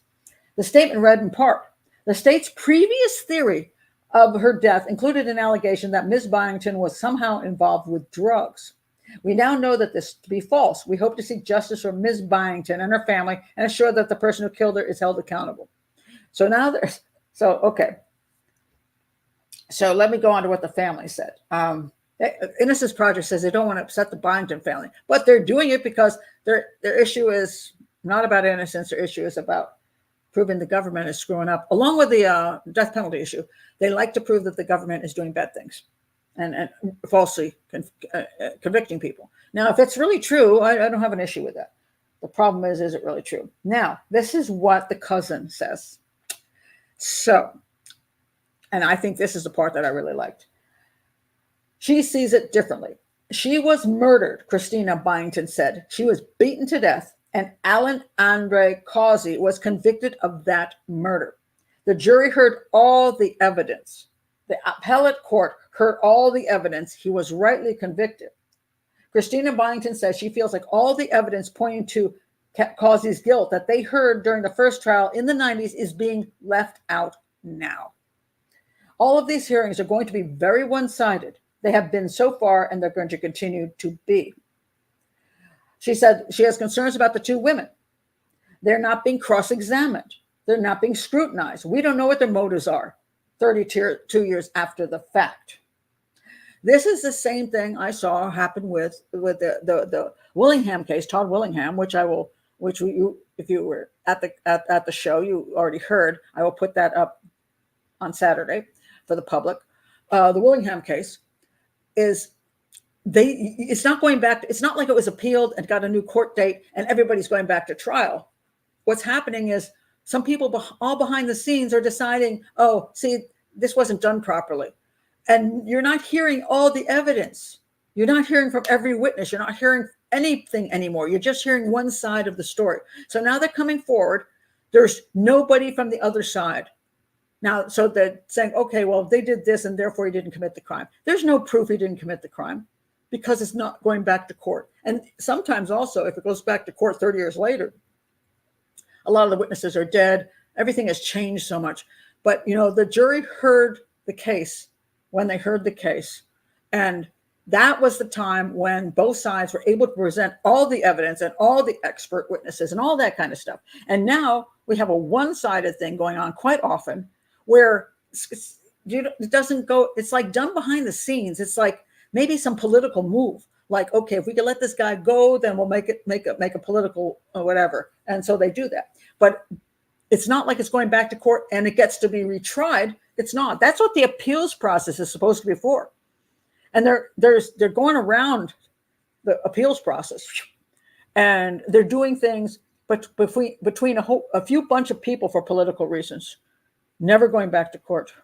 And this really pisses me off because you get a bunch of people who make a decision without hearing all the rest of the evidence. And I said that was true with I always forget her name.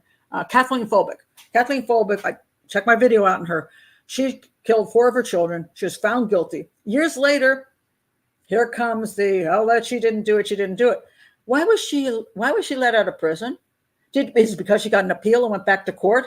No, it's because for whatever political reasons, they got these scientists came together to say, hey, we should let her out.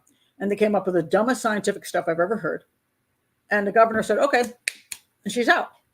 What happened to the legal system? What happened to the trials? Because now it seems to be if you can go back through the prosecutor's office, the prosecutors aren't there anymore. You can go back to some new people, and they decide, well, we can do an end run around the entire trial system, and we'll just let the person go. It's fascinating how they're getting away with this, and it's all political, in my opinion, and it's horrifying, especially for the families who believe 100% that their loved one was killed by the person who is now being let walk out the door and claimed to be innocent without any proof of him being innocent. It just drives me nuts. So, hey, Thomas, were you here? Bye, Thomas. I didn't know you were here, Thomas. I didn't get to see you. I got to go do media production now. Very good. No sex talk in that class. You're welcome, Thomas. Always happy to see you here. I missed where you were in the chat room. Has Pat done a show on the West Memphis 3? Absolutely, 100%. Yes, I did that show on that. It's not popular with a lot of people. I did an analysis of the entire the crime. Brent Turvey, another criminal profiler, came up with an analysis I disagreed with, a profile I disagreed with. He doesn't like me for that terribly much, but I disagree with him. I'm not saying he's wrong. I just disagree with him. I think the West Memphis 3 are guilty, and I think I think they're guilty. And so, but check out the whole video because. You may think differently, but I want you to at least listen to the argument I have, the evidence, and the profiling. of how the crime went down and why they're guilty. But Hollywood got involved, and they pressured the living heck out of, the government, essentially. And so at a certain point, the three guys took an Alford plea, and they let them go eventually. So in other words, the pressure got too big from the media, and so they were already convicted. They were convicted. They are guilty by law. The West Memphis Three, they are guilty. So if people say they're innocent, no, they were found guilty, and they also confessed, quote, through the Alford plea, which is also a weird thing where it says, okay, I'll say I didn't do it, but you said I did, so I'll accept that. It's a weird thing. I'm not terribly fond of it. Taking an Alford plea doesn't mean you're actually guilty. It just means that you're admitting that the government has enough to put you away, and you're just going to accept that. But they were found guilty. And so you may think they're innocent, but they were found guilty. And so, yes, I've analyzed it, and check it out. There's a lot of people don't like my analysis of the West Memphis Three because they 100% believe they're innocent. Yes, I feel very bad for Hobbs. There's no evidence Hobbs was involved in anything. It's ridiculous that he went out there and killed the three boys. It's one of those things. It's just sad. Terry Hobbs, I find nothing to implicate him in the crime, or the timing to implicate him in the crime, or any reason that he would have committed the crime. It's just doesn't make any sense. But check out my video on that. But that this thing came out, and I was like, wow. Let's see a couple other things here. When do you let a guy out of prison? So this guy, he was released from parole, and then within 24 hours, he killed his ex-girlfriend's child. This poor little kid, 11 years old, stabbed to death within 24 hours after he got out of prison. Now, the woman who, let's see, where is it here? Okay, hold on a second.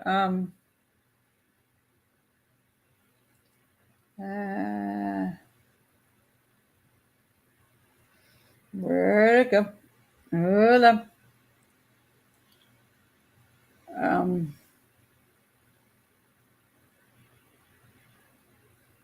Everything's gone missing again on me. So the woman, I guess the main person on the parole board, she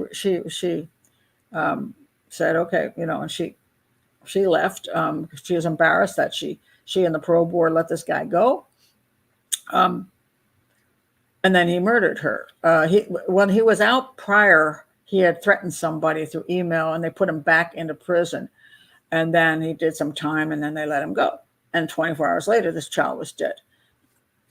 Who's responsible? Now, here's the problem. So pretty much everybody's very upset that he was let out on parole because he ended up killing the kid. Problem comes down to this. The question comes down to, why was he let out? Was it early? Now, at some point when your sentence is up, they have to let you go. They can't just say, we still don't trust you, we're going to give you another 20 years. You can't do that. Like, we think you might get out and and kill that person. And even if he's threatening, I don't want to get that back, you can't just keep him in prison because he said that. That's, unless you can get him on an actual threat charge and then recharge him. So the difficulty comes down to when you talk about a lot of people getting out of prison, the reason they're going to prison is because they're not good people. Now, some are only, people who did stupid stuff. There's people who didn't do the right things, but they're not psychopaths. They got issues, but they're not quite to that level. But you got a lot of violent criminals go to prison for one thing after the other, or one reason or the other, and they do some time in prison, whatever it is, 5 years, 10 years, 15 years, 20 years, whatever it is. And at some point, unless they've gotten life or the death penalty, they're going to come back out. Now, the parole board has the right not to let them go early. And the parole board, because they're supposed to be all this, time served, or they good behavior, gets them out early. This is a way to control prisoners, give them hope that if they act right, they get out earlier. And that's supposed to give some control in the prison. And it makes a little bit of sense. So then the parole board, they come before the parole board, and if they've learned the tricks, they will say to the parole board, which is a bunch of people who, I don't know, don't necessarily have any great training in criminal profiling, or any, they listen to the story and they go, well, he sounds like he's sad. He sounds like he's changed. He sounds like he's done his, he's gone to his therapy things or whatever he had to go to. He's not caused a problem. So we think he seems like he's, done what he's supposed to do. So we'll let him out early, whatever the early is. And they let the guy out. How are they supposed to predict that the guy's going to go back to his ex-girlfriend and stab up her child? He wasn't a murderer. He had never committed a murder before. And it had been quite a while since I don't know what he had against her. But how do you predict that? And that's a very difficult problem. Unfortunately, you can't always predict exactly what the person is going to do. When people have called me up and tried to hire me for threat assessment, they're like, okay, my ex-boyfriend has said all these things. What do I do? And they want me to analyze what are the chances he's going to try to kill me. And my answer is, I really freaking don't know. I could do a threat assessment, take your money, and I can say he shows concerning behaviors. But if you think he might kill you, you best pay attention to that. What do you do about it? Well, you can get a restraining order. It's a piece of paper. He'll be happy to put a knife through it, right through the paper and your chest. It's a piece of paper. All it does is if he violates it, you can say he violated, maybe get him, they can pick him up for violating it. Yeah, that you can do that, but it doesn't prevent him from killing you. It just prevents him maybe from irritating you. So what do I tell people? I'm like, well, if you actually believe he might kill you, you are going to have to take as many precautions as you can to protect yourself. And it's difficult if you've hooked up. And I think, sadly, his mother hooked up with a psychopath years ago. Now, I don't know why she hooked up with him. Maybe she has her own problems. And she picked him as a boyfriend. Because a lot of women will pick guys who aren't the greatest guys. And you have a kid, you shouldn't have that guy around your kid. But maybe he fooled her. I don't know. I don't know the whole story on that. Maybe he fooled her. She thought he was a great guy and turned out not to be a great guy. Or maybe she didn't know but didn't care. I don't know. The child ended up paying the price. Again, what I've always said to people is that when a guy comes around and you have a child, your duty is to the child, not to your own personal needs. And if you want to, you have to be very careful about who you spend any time with. And a psychopath has very short, well, let's put it this way. He doesn't want to wait around a long time for whatever he wants. So if he wants sex, if he wants to move into your house, if he wants to use your credit cards, he's not going to wait around for 3 or 4 months. He'll be gone. So make him wait. And if he disappears, he wasn't interested in you. He was just trying to use you. If he's willing to wait and then you work, slowly develop a relationship outside of your home, nowhere near your kid, you start dating in safe situations, blah, blah, blah. You don't give him your credit card. He's a guy who's got a job, a decent fellow, give him time. Maybe at some point you can determine if he's safe to be around your child. But how do you know? The guy's going to get out of prison at some point. I mean, the parole board sometimes let them out way too soon, believing that they're little sob stories. And, oh, yes, I know. I feel bad about what I did, blah, blah, blah, because they don't have enough training. And there just doesn't seem to be enough training. There should be training for juries. There should be training for parole boards, but nobody seems to get the training on criminal profiling and understanding people that are criminals. Stanton Samanow, my favorite guy, my favorite psychologist, just the most rational guy I've ever seen about criminals. And he understands how criminals think. I'll try to remember to link that book below, because that's what everybody who ever works with criminals should read his damn book, because it'll teach you what you need to know instead of just having no clue at all.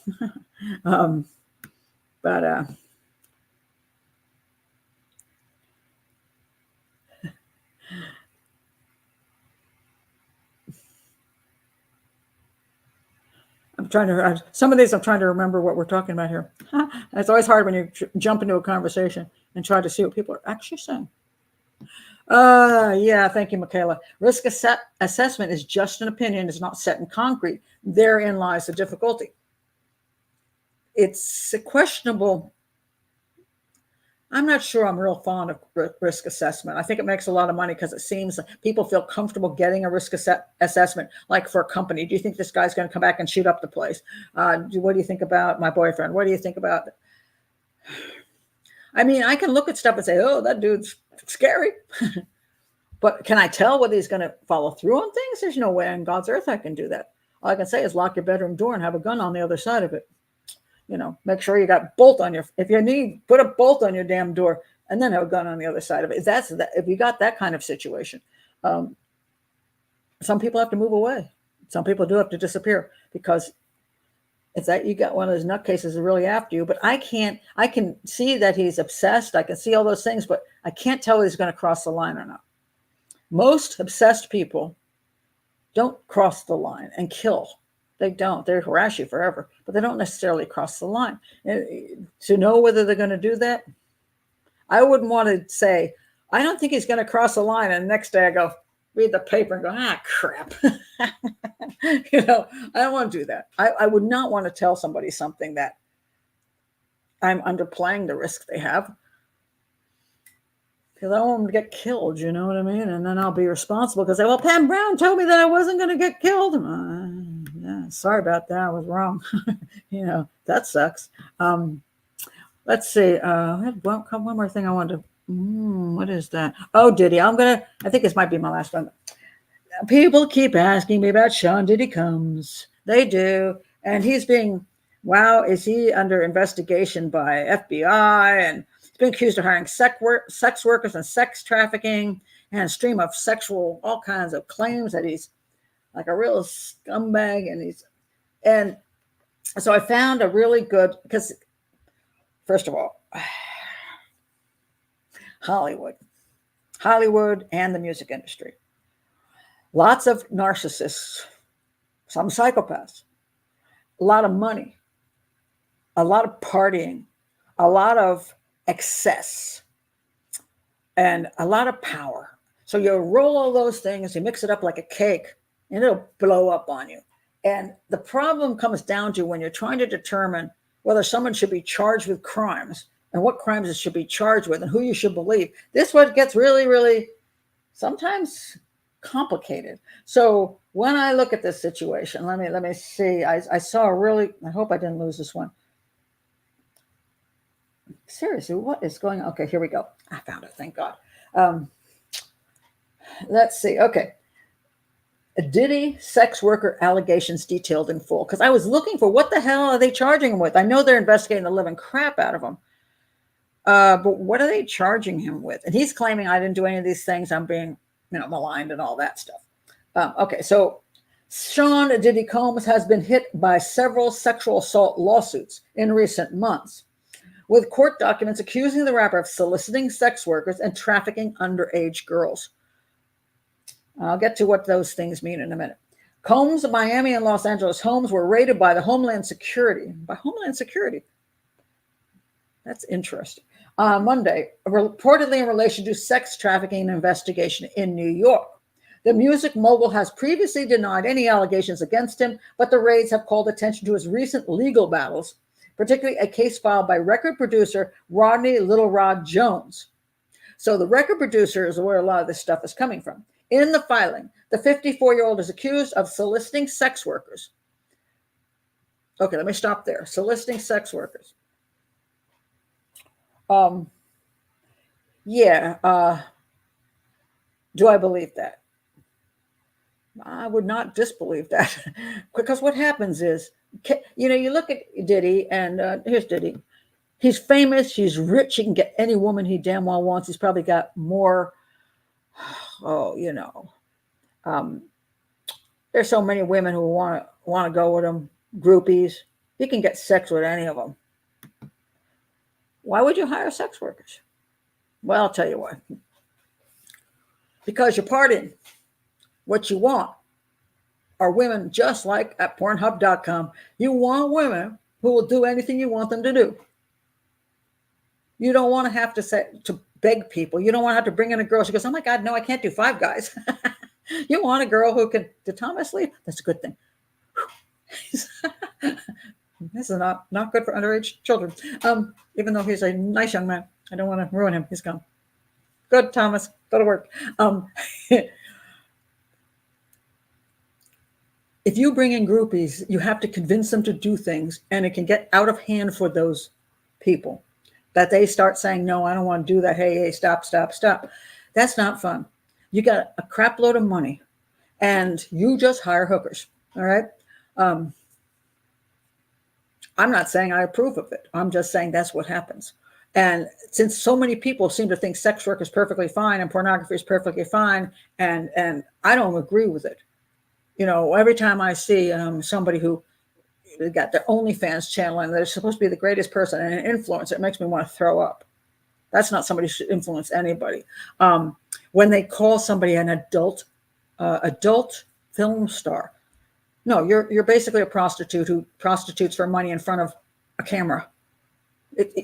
You're also, it's not something you want to, it shouldn't be bragging about it. It's not something that's great.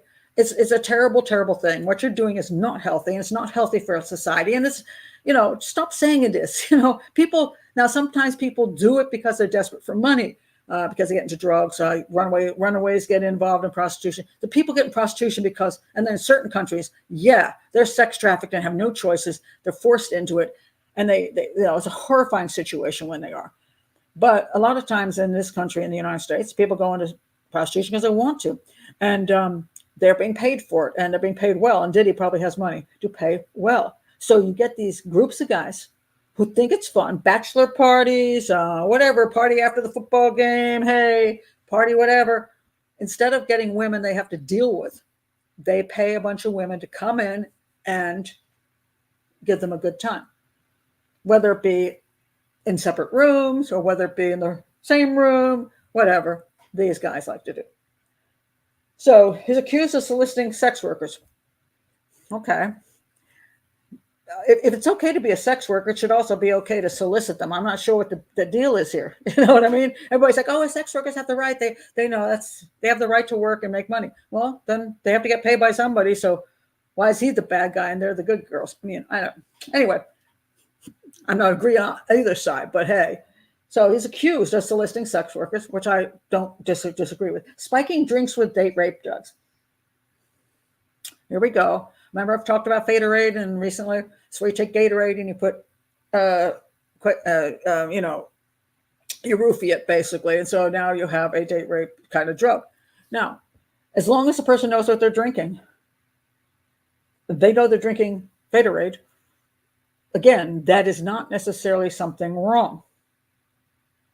It's not good. It's just not necessarily illegal, except for if roofies are illegal. But anyway, on the other hand, if you don't know you're drinking it and somebody gives it to you and you're completely out of it, not realizing what happened, then you have a crime. So the question comes down to, and I don't know this yet, whether drugs a lot of times are passed out very willingly at these kind of parties, because I worked in Hollywood for a year, and believe me, I did not take anything, but I saw dishes being passed around with Quaaludes in them. It was just a thing. And girls took them because they knew they're going to sleep with the actors and the producers so they could get jobs. They just wanted a little something to take the edge off. And they took that stuff willingly. I said, no, thank you. I didn't get any work. But if you want to drink Faderade because you think it's, you're in there, let's say you're getting paid to have sex with a bunch of guys, you drink some Faderade because it makes you more relaxed, that's your business. Now, if you're being given Faderade without your permission, you've come there, you think that you've been paid maybe to do a striptease, you've been paid maybe to do certain thing, but now that you've given Faderade and you didn't know you had Faderade, and you wake up 5 hours later after 10 guys leave the room, you may be a little pissed because that's rape. Even if you're a prostitute, you can be raped. So if you don't give consent as a prostitute to each sex act, then it is a sexual assault. So I would have to look into what does that mean by this thing with the concoction, the spiking drinks? Was it a drink mixture people knew about, or was it a drink mixture people were given who did not know what they were drinking? And then facilitating a sex trafficking venture What does that mean? Now, sex trafficking, by the way, is a misunderstood thing in this country. When we think of sex trafficking, many people think that means that you're kidnapping people, especially juveniles, and forcing them into prostitution. That's not what sex trafficking necessarily means in this country, in the United States. It means people have crossed, they instead of having what used to be prostitution and pimps and hookers, pimps and prostitutes, and then now what they want to do is be able to stop that. So if they cross state lines, they called it sex trafficking. So it's just a bunch of people going from like Maryland to Virginia. I mean, I'll be there in 20 minutes. They could charge you with sex trafficking. It was a methodology to be able to arrest more people, especially the pimps. Okay, so it was a legal methodology, but now it's being because that kind of sex trafficking is being conflated with sex trafficking where you're actually kidnapping people off the streets, which doesn't happen in this country. It happens in a lot of other countries. I know people always think, oh no, lots of kids are being kidnapped. No, they're not. Kids who are kidnapped off the streets here are kidnapped by serial killers. They're not being kidnapped into sex trafficking. That most of them go in willingly. I mean, they're either runaways, I say they're drug issues and all that kind of stuff. They're being encouraged into it, and then sometimes they have trouble getting out of it. But other countries, you can get like literally kidnapped or sold into sex trafficking. So it's a big difference, and just try to understand that. I'm not trying to downplay, but okay. So now let's listen. The claims made against Combs in the court documents: partying with underage girls and sex workers. Partying with sex workers is not illegal. Partying with underage girls. It's not illegal to have a party with a 16-year-old. You could be having birthday cake and having milkshakes. The question is, what does partying mean? And I don't know. Having designated bottles of drinks laced with date rape drugs. Again, I don't know how it's being used. Forcing Jones. Now, this one makes me laugh, though. Jones is the guy's making all the complaints. Forcing Jones to hire sex workers during a stay in Miami. Giving him a Bad Boy Records baseball cap to lure them in. You don't have to lure in sex workers. You have to say, we're going to pay you. Before ordering Jones to perform sex acts with the women to please him. First of all, how was he forcing Jones? If Jones was allowed to leave the premises with his Bad Boy Records baseball cap, nobody's forcing him to do a damn thing. He can just walk, get a taxi, and disappear. But instead, he brings back hookers and has a time with them. But he's being forced. Now, then it says here, drugging Jones. In the filing, the producer recalled waking up naked in bed with two sex workers and Combs, feeling dizzy and confused. So Jones brings back the sex workers and then claims he was roofied and woke up naked in bed. And Combs is, so you got at least him and, okay, so two girls and the two of them.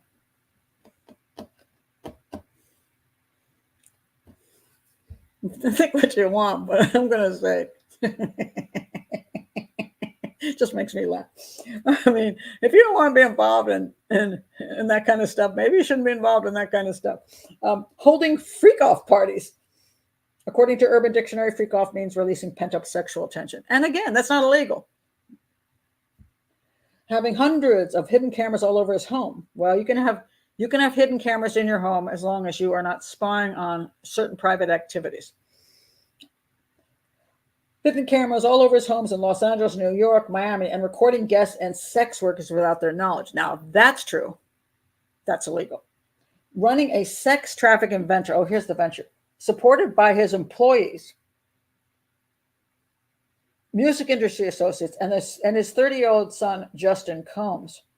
So now they're saying that what is a sex trafficking venture? The entire music industry is now doing what? What are they doing? I don't know. And that's a very vague. Jones, who worked with Combs on Love Album, alleged that Justin Combs sourced sex workers. So the son is sourcing sex workers and girls on his father's behalf. Again, somebody who is an adult, I'm guessing he's an adult this time, is going and saying, hey, girls, we'll pay you some money. Come on over. If you're against prostitution and you soliciting is illegal, You can arrest people for soliciting. You can also arrest prostitutes for soliciting them. Everybody gets arrested. But to make it sound like that this is, I don't like it, and I would like everybody to be arrested, but not for the reasons they're saying. The lawsuit accuses the pair of perpetrating and facilitating Mr. Combs' sexual abuse and sex trafficking conspiracy, including recruiting minors. Now, if there's minors and they're being recruited into sex work, then we got an issue. Now, you see the word recruiting? They weren't being kidnapped. They were being recruited. Now, I don't know what that means. They were offering underage girls money to perform sex acts because they liked them young, like Epstein. That's illegal. Nail them for that. According to Jones, Corman, somebody ordered employees to lace alcohol with ecstasy. I love how they order people. They don't have any minds of their own. Somebody comes and says to me, "Oh, put some roofie in that drink." I will just be walking right out the door. If that person puts the roofie in the drink, they're guilty. You can't order somebody unless you got a gun to their head. He also allegedly delegated tasks to some of Combs' other associates, such as ordering record producer Stevie J and artist Moy Bon to find sex workers and take part in freak-off parties. I'm exhausted now. So basically, we got a bunch of guys who like to party and hire hookers. That is disgusting, trashy. And if you are against prostitution and think it should be illegal, and the solicitation of prostitutes should be illegal, so the John should get arrested and the prostitutes should get arrested, I'm all for it. But if you're like, oh, sex workers have the right, well, then what are you going to get mad at people paying them? Makes no sense. Underage girls, another matter. Being drugged without your permission, another matter.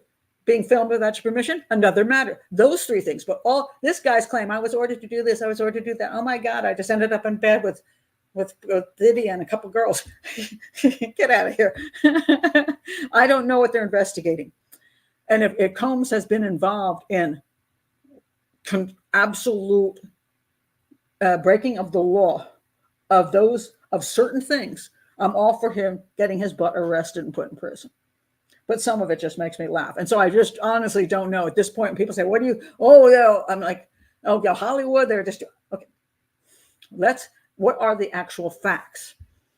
Now, being a dirtbag, being a horn dog is a different thing than breaking the law. So I'm going to wait and see what they have proof of that he's done. That is what are they charging him with? What is the actual crime that they're going to charge him with, and what proof do they have of it? That is important to me, because I just don't know at this point. And so we'll have to wait and see. So that's my thoughts on that.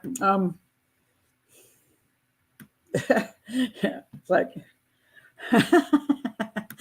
the freaks come out at night. Yeah. Maybe he doesn't like sex that is consensual. That would be called rape. It all depends. Again, that is true. You're pointing out something true, Sarah. So some people, consensual sex is born. They like the concept of the person is unconscious when they have sex with them.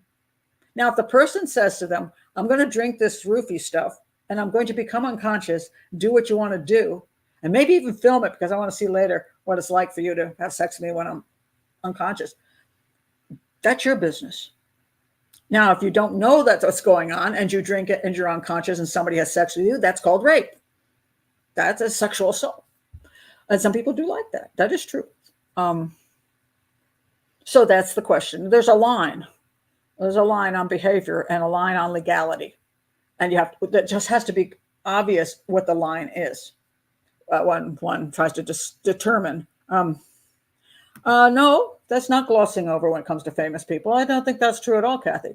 I think the problem is there's a lot of accusations against famous people as well, because Gloria Allred and her minions they like to find anybody to make a complaint, and they'll come in 20, 30 years later and say, that person touched me when I was 18 years old or 17. I was working on a film, that person touched me. To me, I don't agree with that crap, because there's no way that person can defend themselves. And our system is supposed to be that you have the right to be able to defend yourself. And 30 years later, you can't do it unless if they have a tape that proves that you did it. Well, then take them down. If you have an audio tape where you call them and say, do you know what you did to me when I was 17? And the guy goes, well, yeah, sorry about that. Bingo. All right. But just don't bring in 20 women who say, oh yeah, he touched me. And especially when you put the information out and start asking people, if it happened to you too, let me know. Oh man, lawsuit, money. Because famous people do get away with more. I will say this, powerful people get away with more things. They have more money, more, and they also attract more people. So it's a two-sided situation. That when somebody says, well, that person did this to me. Well, like, why were you out? Why were you over at their apartment? They're like this film producer. Why did you go there alone to his personal apartment while his wife was out of town? To have a chit chat about work? No, you knew you were going to sleep with him because you knew if you slept with him, you might get the job. That's the way it works. Now, is that right? No, that's called the casting couch.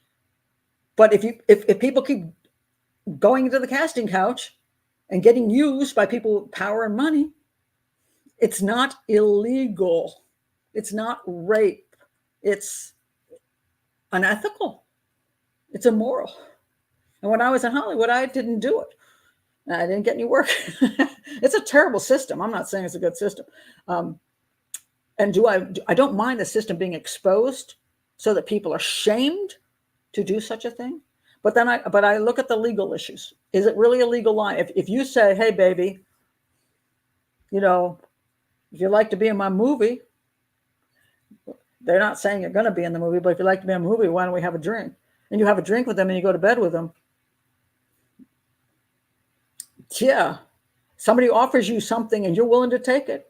I'm going to say if the guy that works at the Wendy's drive-thru, you say, hey, I'd like to get a job at Wendy's, and the guy at the Wendy's drive-thru, or even the manager there says, hey, well, why don't you come in? I'll give you a soda and we'll have some fun.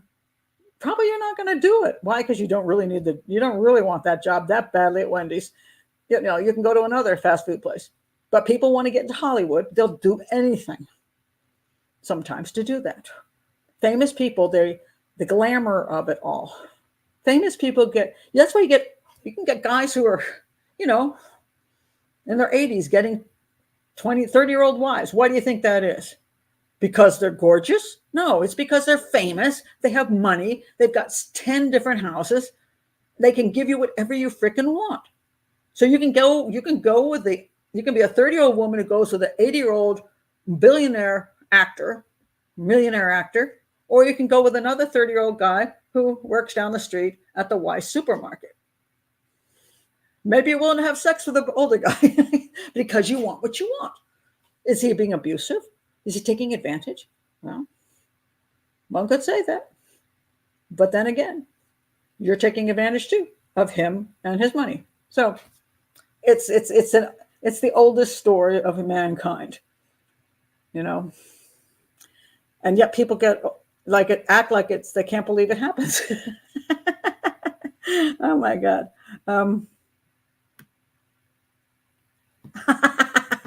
I'm not sure if I'm too young for this conversation or too old for it.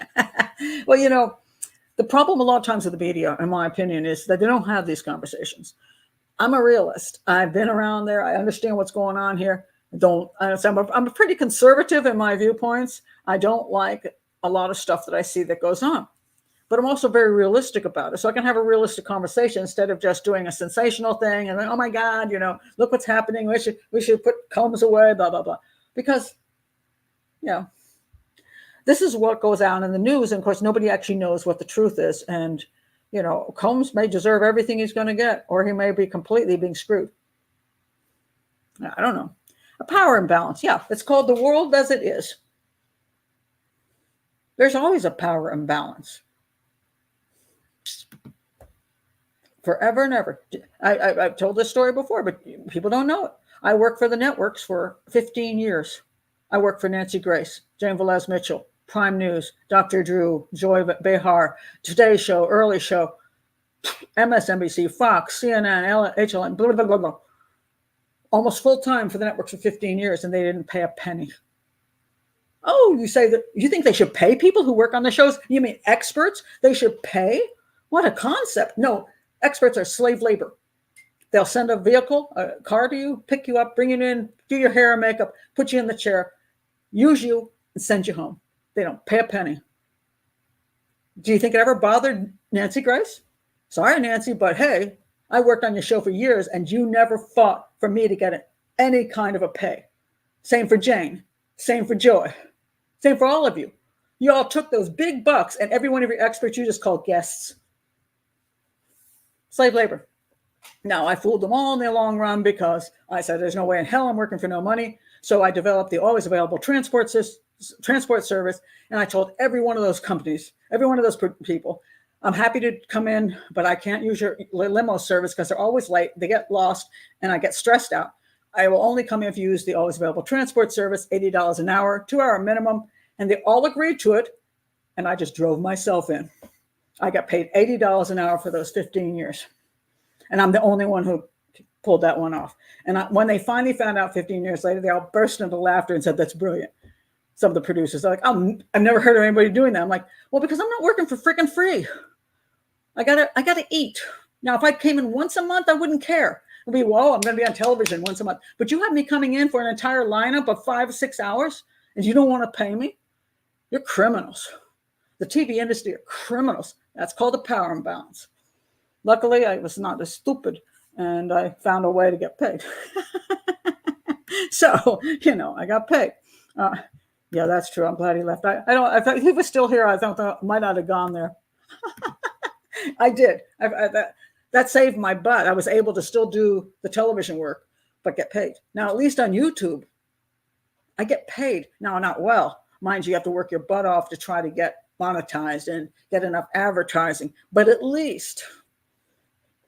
once you get to that point, at some point, you might actually get paid for your work. You can be in television. The only time you get paid in television is if you're a 4-star general or you manage to get your own show. I almost did get paid once. I almost got the NBC Today Show, NBC, MSNBC, to be the criminal profiler. But unfortunately, the profiler that was doing the job changed his mind not to retire, and I lost the opportunity. And I was up for many shows of my own, but never got them. So only if you're the big honcho, you get paid. The producer does get paid. The makeup artist get paid. Limo driver gets paid. The experts, they don't get any money at all. They used to commentate. I'm a commentator. They used to get paid. Before I showed up, about 2 years prior, they used to pay all of the people that came on television. Then they got smart and said, hey, we just won't pay them. We'll just call them guests. And even documentaries call up all the time and say, oh, we'd like to be on a show. I'm like, okay, what are you paying? Oh, we're doing, we follow journalism and we don't pay people for their opinions. I'm like, well, you don't get mine then, because I'm not going to sit here and do a 4-hour show, do all the research to be on it and not get paid. Drop dead. You could have beaten Rob Ressler. I like Bob. She who laughs best. It's just appalling. I feel sorry for every one of the commentators. They should get paid, and they're not being paid. And it's appalling. It's really, it should be illegal. I don't even understand how it's legal, but they say, oh, you're just a guest. A guest what? 40 hours a week? That's a guest? Yeah. No thanks. No thanks. Well, you can set your rate, but they won't pay it. I had my when I started working that much, I had my agent call up and say, hey, look, she'll pick one of you networks, which one wants her, and they know they can get people for free, and they say we're not going to pay. We love Pat. We'll just have to go with somebody else. So that's how they get you. Oh, we'll advertise your book. Okay, that's not going to pay the bills.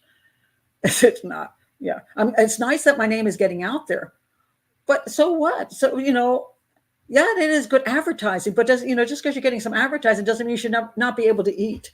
You're using my expertise. You're using me to make money. And if you're making money off of me, I should be making some money as well. That's the way I think. So I tell the same thing to the documentary people. I said, when you don't get paid, call me back. Johns Hopkins called me up and wanted me to do a seminar for 12 weeks where I was supposed to research it, build it, and go once a week, do a 3-hour seminar this is for seniors for Johns Hopkins. And I said, how much are you paying? And they said, we don't pay. And I'm like, what the hell would I do that for then? They said to help seniors because you're a senior. I'm like, So you're out of your damn mind. I said, are you getting paid? She goes, yes. I said, well, call me back when you're not getting paid. Then I'll do the seminar. Idiots. Yes, I'm not going to be a criminal profiler. I'm already too poor. And it's not a good field to go into for money. Criminal profilers, no, FBI agents, become an FBI agent. You join the bureau, then you work as an agent for like 20 years, getting regular agent pay. And then if you do somehow get into that one group, you might become a criminal profiler for them because you're already an agent. Detectives get paid because they work for the police department. And if you incorporate criminal profiling with your detective work, you're going to get paid. But almost all other criminal profilers, independent, they make zero money off of criminal profiling. They make it off of being a professor. They make it off of books. And all my work was almost always pro bono. I did some work for companies. I got hired a couple times by defense attorneys who then didn't like what I had to say. But generally speaking, police departments won't pay for outside independent criminal profilers. Families usually don't want to pay or don't have the money. So I did all pro bono work, and it's not a good paying job. But I did make some money through limo driving for myself and I made some money on documentaries. I made some money on books. But it is not a good paying. My years of working as a medical sign language interpreter often paid way more than criminal profiling. And now, of course, I have YouTube, and I'm now earning a living with YouTube. And some people will just say, "Oh, you're just a YouTuber." I'm like, "Wait a minute, no, I'm a criminal profiler and a YouTuber." Kind of like if you're an artist who has a YouTube show showing how to do art. You're not just a YouTuber, you're also an artist. You didn't like you throw out the art while you're doing YouTube. If you're a chef and you have a chef show, you're still a chef. You're just a YouTuber as well. And so you found a different way to present your work and to instruct people. And that's fantastic. You know what I mean? And it's kind of nice. And a lot of people like it because it gives them a lot of freedom and independence. So, hey, stop. Crystal ball. Yes, white guy lives with his mother, has a dog, is between 25 and 35, and has a knife collection. Carla says this: we pay doctors as experts, lawyers as experts, should pay Paz as an expert. You would think. Doesn't work that way. Doesn't work that way. It's the television business is ruthless. The book industry is ruthless. Hollywood is ruthless. The music industry is ruthless. All these people have at the very top is massive power, and people who have the top levels of being in that business. If you get to the top levels, you're in good shape. If not, it's a ruthless business. And you have to decide whether you want to work in that business or not. But every business has its issues. There are people fleeing the medical system because it's really the insurance system. People are quitting being doctors. Nurses are fleeing. Teachers who won't work in schools anymore because of the violence. And because they can't teach anymore, and they have to do all these stupid test things instead of teaching, or all kinds of stuff they're told to by the government they have to teach, or their teachers associations. There's people fleeing businesses all over the place. And, that's life. If you actually look in history, you'll find, it's never been so good. There's always been a group of people who get to be serfs. And then there's the independent people, and the people who are rich, and the rich always take advantage of people who aren't. It's called life. It's called life on the planet Earth. Ta-da! Ta-da! Life on the planet Earth. Oh my goodness. Anyway, so that's it. Yeah, that's it. What do I want to tell you? Don't know what I'm doing for the show yet on the weekend. I'm like tossing up 3 different balls right at the moment, like this one, or this one. And luckily I'm going to be around now that I say I'm reaching a point where at least I'm surviving as a channel. I'll be around for a number of years, at least I hope, and therefore I should get to all those cases at some point in time, the ones that I think are great. So anyway, thank you all for being here. Thank you very much, Jill. I appreciate it. And I'm glad you all had fun in the chat room. That's most welcome. Oh, lovely.